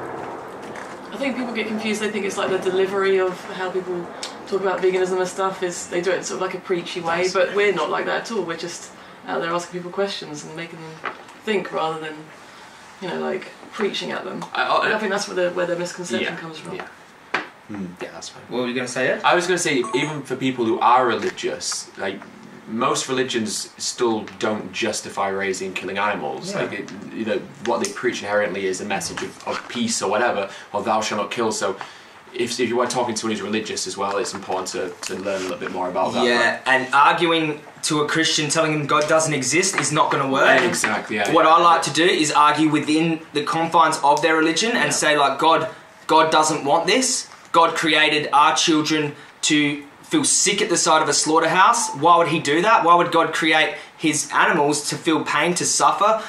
Would God think it's okay that we're killing billions of his creation, destroying his earth that he created? You know, things like this argue within the confines of their religion. And no, well, do you have anything to say about religion, James? I agree. I know you love this topic, that's why I passed it on. I learned that lesson recently. I was having a discussion with a religious person, and I started saying my own views about religion and how I don't put all my faith into the words in a book. And that was, I think, the wrong route to go, because, then we had a whole new argument coming up. Yeah. And Joey's right, every single religion, as far as I know, the core of them all is love. What could be less loving than killing animals when you absolutely don't need to? That's the opposite of what most religions are promoting, I think. The problem is that some religions, in certain parts of their doctrine, will say kill animals, and then other parts will say don't kill animals. But the one thing that remains a constant is that no religion mandates you consuming animal products. Therefore, you always have a choice, and you can make a logical choice through your own beliefs of what is a more loving stance to take. Not stabbing animals in the throat for a sandwich, or stabbing them in the throat for a sandwich. Is it a sin to be vegan? That's a great question. Yeah. Is it a sin to be... I would say no. Who's telling you to stab the lamb? God or the devil? That's what I would say if I was on outreach with someone that was religious. The Garden of Eden was vegan, okay? The seed-bearing fruit were to be our meat, so... Would there be slaughterhouses in heaven? Yeah. Who would be in control of them? Slaughterhouses, God or the devil? Who would want that happening to a little innocent baby lamb? Wasn't Jesus the Prince of Peace? Yeah, the Lamb of God. I think it's also good to mention that if God really did put animals here for us to be slaughtered and eaten, why would he give them a brain attached to a central nervous system where they can feel pain and suffering in the same way that we do? Yeah, that would be evil. Why would God make us feel disgusted when we watch slaughterhouse footage? Why would he give us this innate feeling to want to care for the vulnerable and help those out of suffering? And you know what I always say to you? That feeling in your stomach when you watch a cow getting stabbed to death, that's God telling you that it's not okay. Yeah, that's a good one. Yeah. And it is a sin to kill. What is it? Thou shalt not kill. Exactly, man. And there's no asterisk next to that. That's right. Oh, they'll find a loophole. Don't you worry, they'll try. Thou shalt not kill unnecessarily, because you obviously self-defense. Well, they say thou shalt not murder. Yeah. But then, we can get into that. We can get in that discussion with the Christian or the Muslim or whoever you're talking to. I love Gary Oski's. If God says it's okay to murder animals and to cause bloodshed, then what would the devil do? What would the devil do? What would the devil do? Devil's kicking back on his recliner doing nothing because God's doing all the work. No way, that's not how it works. So, what is your response to the circle of life? Are we actually in the circle of life anymore? The circle of life, what's that? That like the survival ecosystem. Is that the... Yeah, a big fish eats a small fish, and based on that, the people are conflating that. You could justify any immoral act by the circle of life. Imagine if you were sitting in a courtroom with a judge, and you just killed 20 people, and you're just like circle of life. They were more vulnerable than me. I killed them to. It's just to justify your actions as a human with moral agency by saying the circle of life just is the biggest. It's like a logical fallacy, it's like isn't it? Might equals right argument. It's a logical fallacy on every level. Appealing to nature, all that sort of stuff. We don't actually live in the ecosystem anymore. We could just drive to the supermarket, so we're not part of nature anymore. Do you know what I mean? We can live outside of nature. The circle of life insinuates something natural, right? The natural order, but we artificially inseminate, selectively breed, genetically modify, raise animals in unnatural environments. You can't point to nature and then consume animal products that are completely outside of anything natural. The two ideas are completely conflicting. Yeah, right? it's just like picking and choosing what you want from nature as it suits you. There we are. Exactly. Yeah. Now it's not the circle of life we're involved in, it's the circle of unprovoked murder and cruelty. Yeah. And why would you choose to be a part of that when we have this other option that doesn't cause any of that harm? Another good question you can ask is, just because you can do something doesn't mean that you should. Exactly right. Paul, tell them what the real circle of life is. I love your philosophy on this. Oh, thank you. Well, I've never really understood that. Even when I was eating meat, I never really understood the circle of life, that word life, because that would imply that in that entire circle there's more life being produced. So in other words, when you kill an animal, that's the ending of life. In other words, it's a circle of torture and murder. And so you're ending a life. But in my understanding, when you're eating fruit, for example, you consume the seed, and in nature you would propagate that seed and it would grow another fruit tree and it creates more life. So in my opinion, that's the circle of life. You eat for your sustenance, you create another fruit tree which provides more sustenance, and that's the circle of life. But it keeps you alive and healthy and well, doesn't it? Yeah. So I don't understand the chopping of an animal's head off. You eat these foods and they cause your imminent, and they cut your life short. It causes your imminent death, really. It causes heart disease eating these animals, and their death and your imminent death. You suffer for the last 5 years of your life with a terminal illness that could have been prevented. I would ask as well, like, when someone says circle of life, though, actually ask them to clarify what they mean on that, because I don't think most people actually know what they actually mean when they say circle of life. I think it's just some flimsy term that people throw around. Yeah, they're saying lions kill animals, it's nature, we should be able to kill them as well. We're humans, we kill animals. It's just the justification, isn't it? That circle of life, and they rest on their laurels on that. Yeah, there's lots of things in nature that happen that we all can agree are cruel and wrong, and, you know, although it's not illegal to kill and eat animals currently, it is immoral to needlessly take the life of an animal that didn't want to die. But just because it's legal or not legal doesn't matter. And just because it's natural, and just because it's natural, you know, it might, like, just because it's natural for some animals to do that, it doesn't mean that we should do that or that it's the right thing to do. Also, I just want to mention, I've never once seen anybody show up at a cube and salivate from what we're showing on the screens. It's just never happened. I mean, we've had ignorant people that make bacon jokes and go, yummy, but they're clearly just using that as a defense mechanism. And I always ask, I even asked that police officer today, I said, did that make you hungry? Right. Does this make you hungry? And I think that's a very important question to ask someone. Yeah, totally. Is this making you hungry? Because it's an appeal to nature when you use that argument, the circle of life. It's an appeal to nature. Because there's good and bad things in nature. That's why it's fallacious to say that. Also, a lion would get hungry. A lion sees roadkill, they would eat it. They get hungry, they'll drag it back to that is what they're meant to eat. Okay, it's not for us.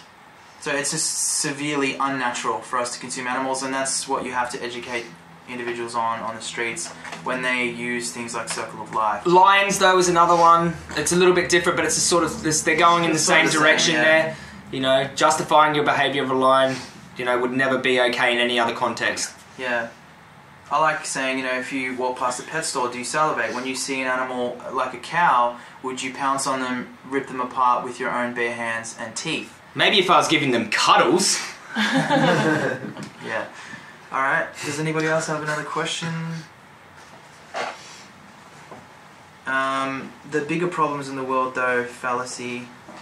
We've already addressed that. That's like, serious. There's bigger things to worry about. Things that are out of our control. There's always bigger things to worry about. Is there anything that you guys would like to address specifically?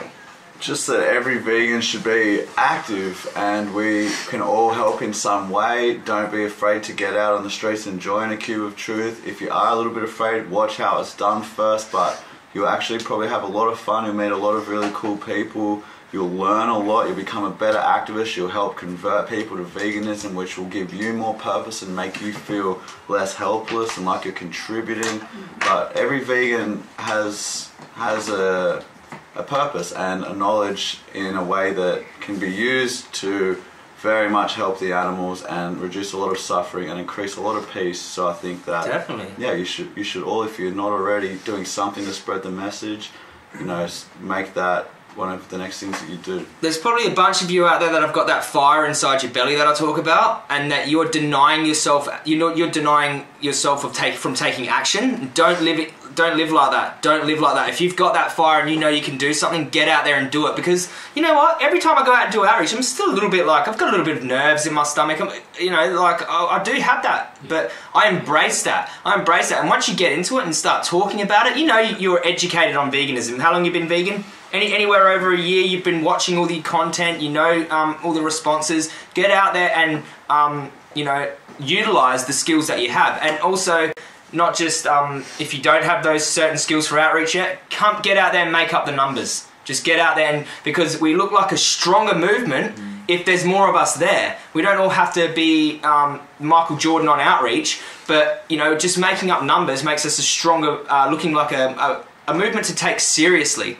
So that's important too. Great point. Yeah. What about culture? Culture though.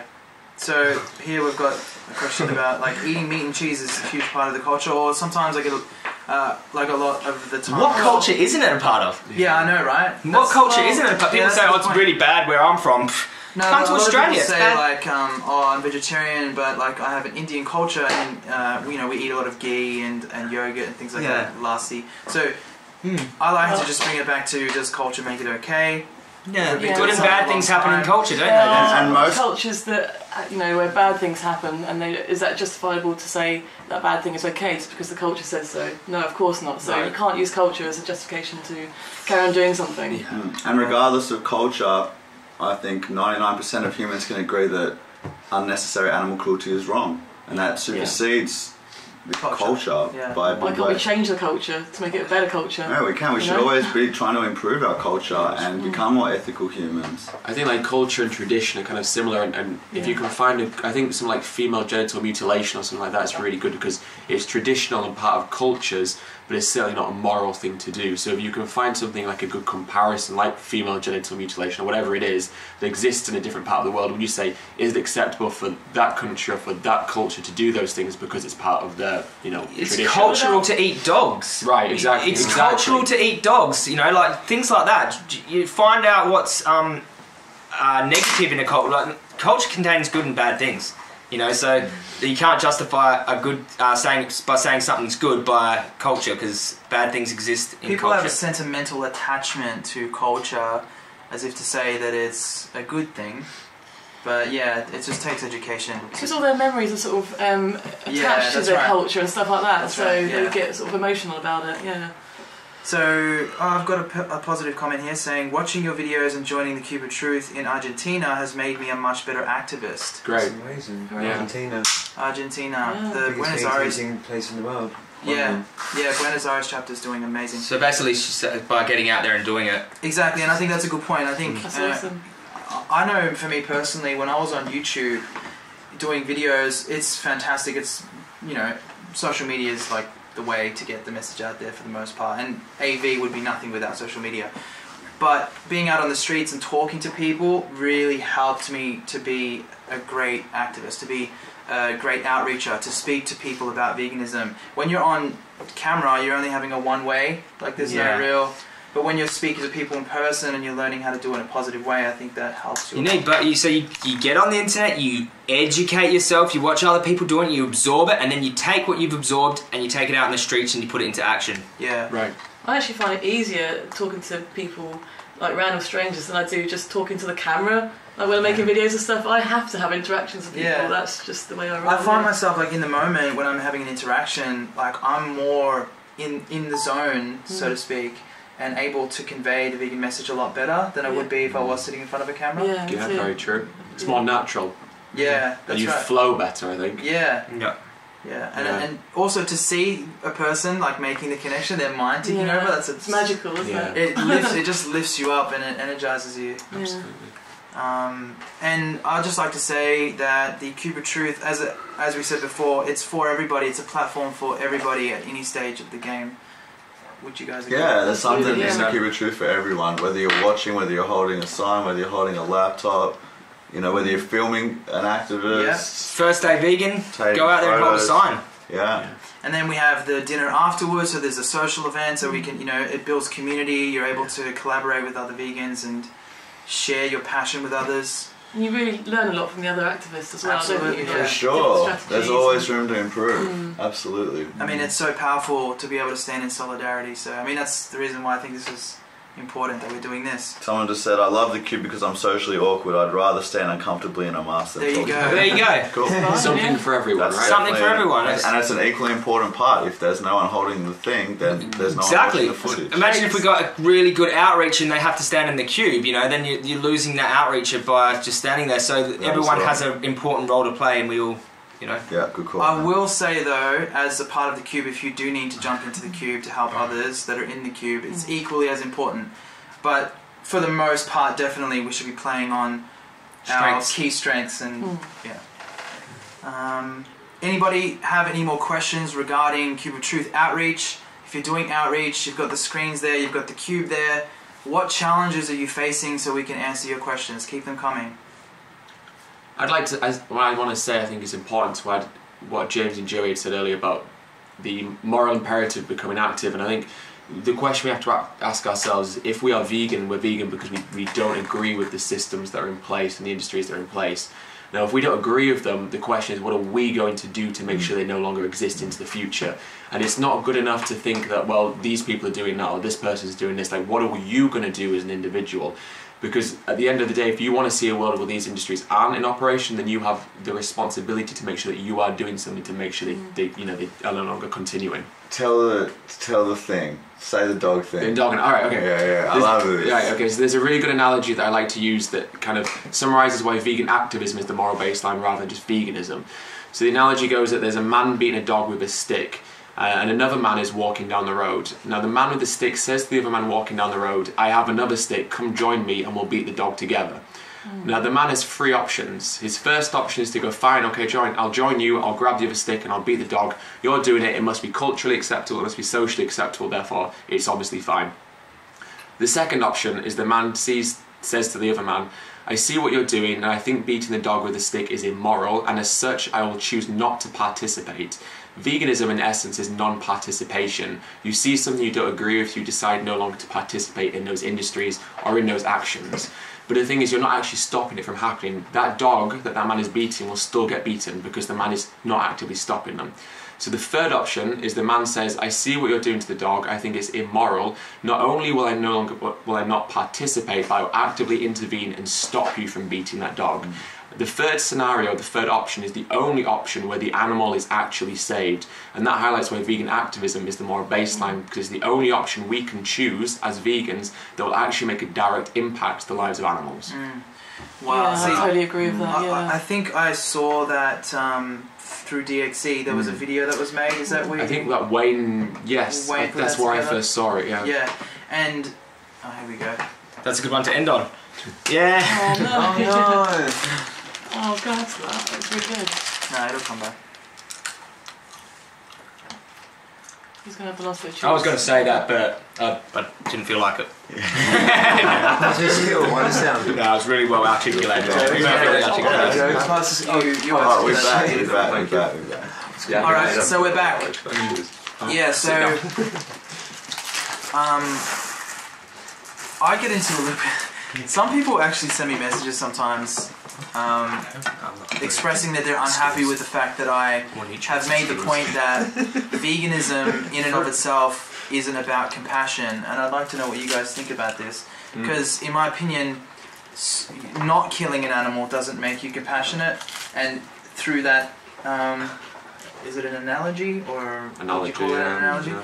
Through that analogy, you know, you witnessing an injustice and refraining from committing an injustice would not necessarily be compassionate by default.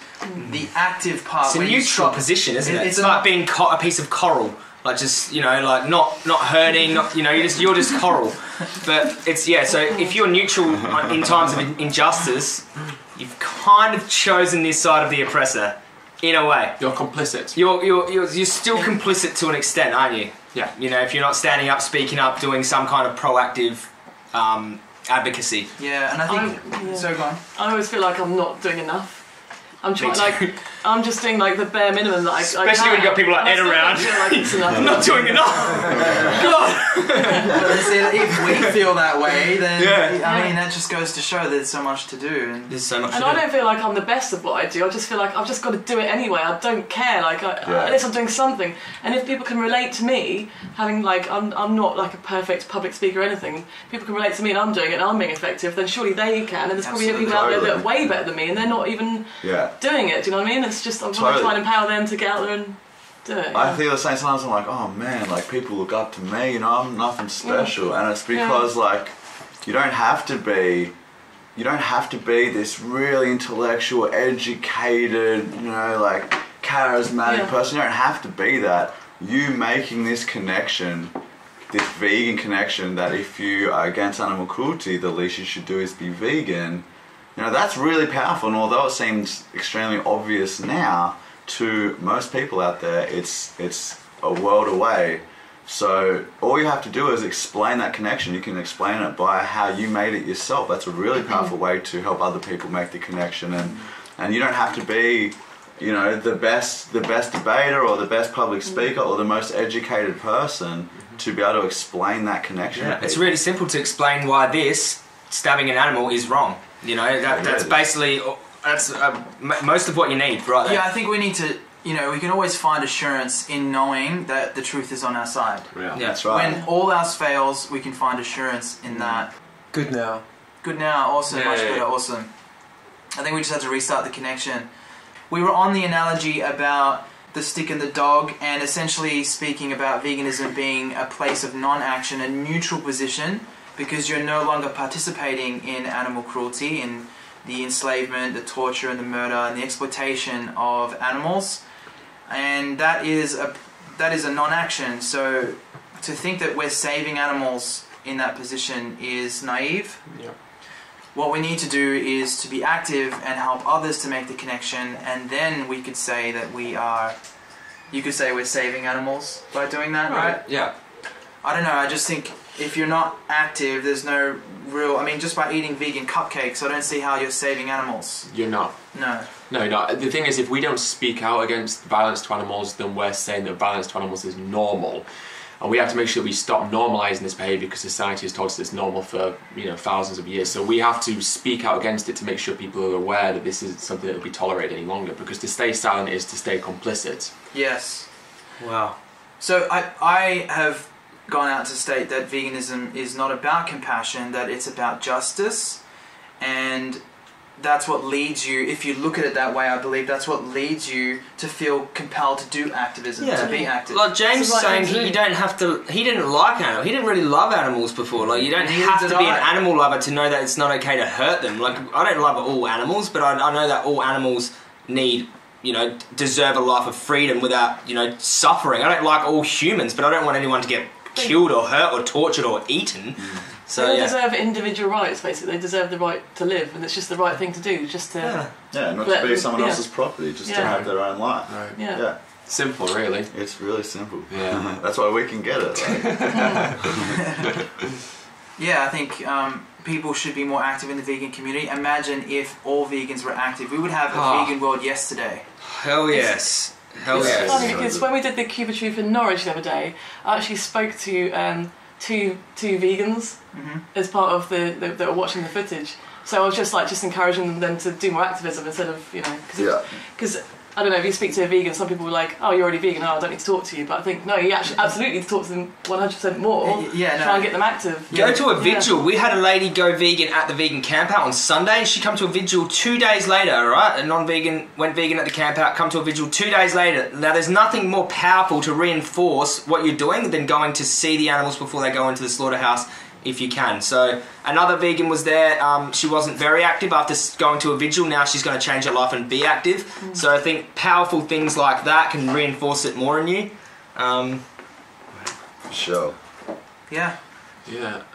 And why should specifically, why should people get out to the cubes?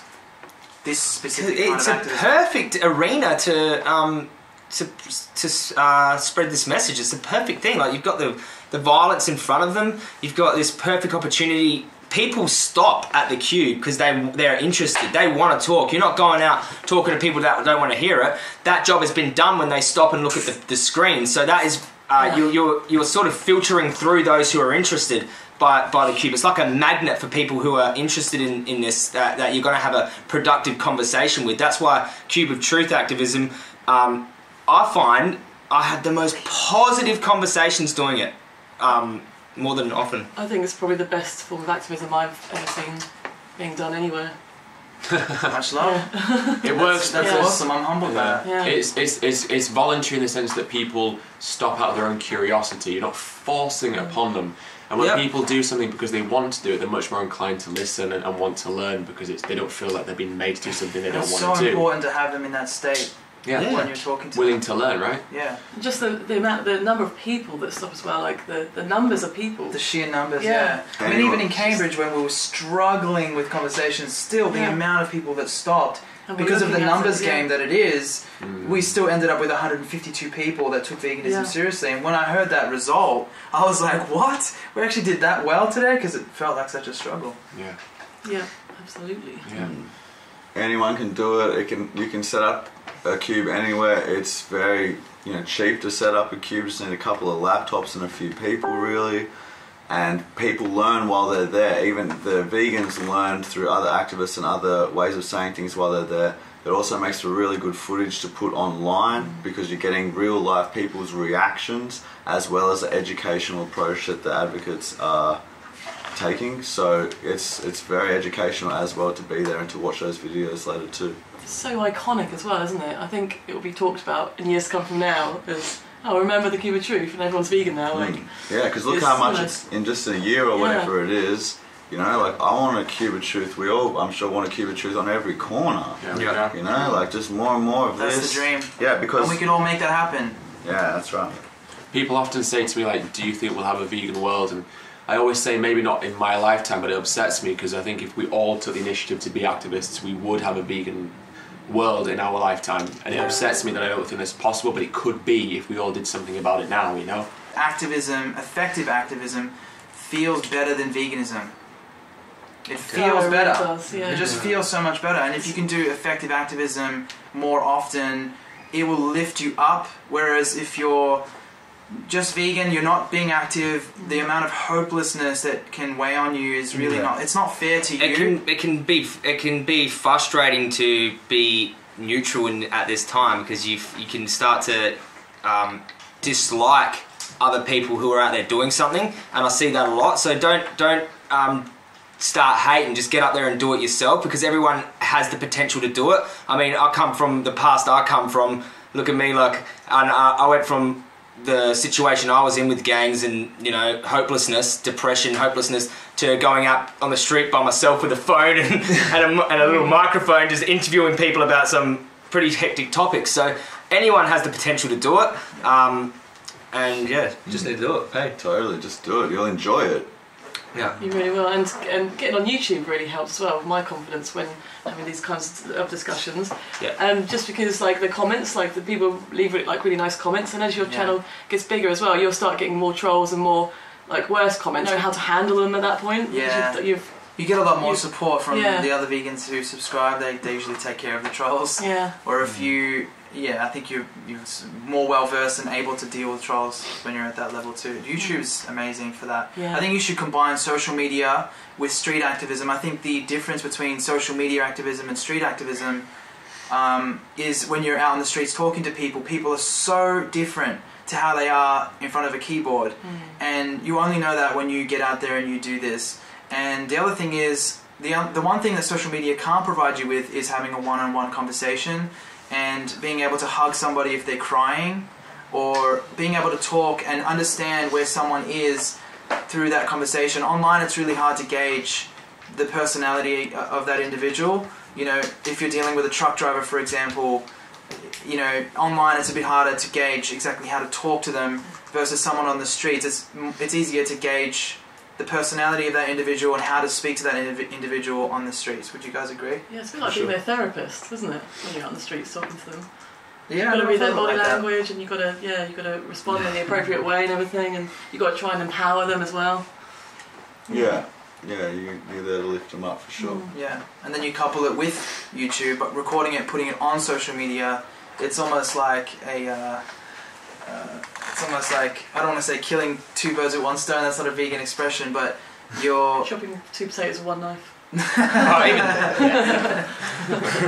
It's a double whammy. Yeah. I think you're able to be way more effective if you couple street activism with YouTube or social media activism. You know, I go live at the events, and that inspires a lot of vegans to get active, and yeah, that's all I have to say about that.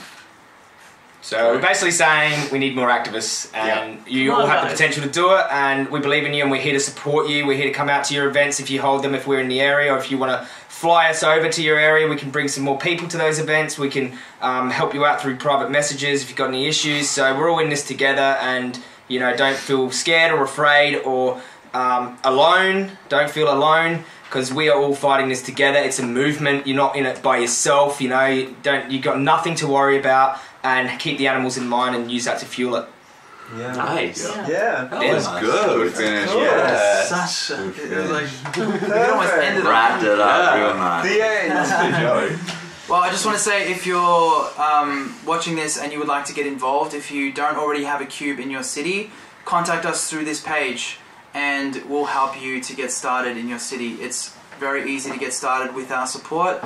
We can send you a manual which covers everything that you need to do with regards to setting up the campaigns on the street, but we'll also set you up and have all of the support that you need there.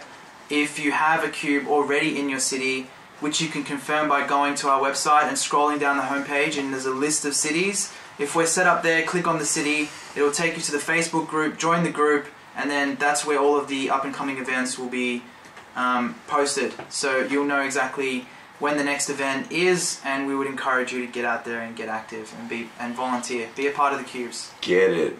Get it done. Boom. Alright, let's end it there. Sweet. Alright, let's drop an AV, shall we? Boom. AV. That way. That way? I might do it. Well, you start with the right On hand. all screens, you can do my Right hand, do the A. But is and this the V follows. backwards on this thing? Nah, it's good. No, it's That's actually good. You got one in? What about you do? AV Illuminati. That's get active.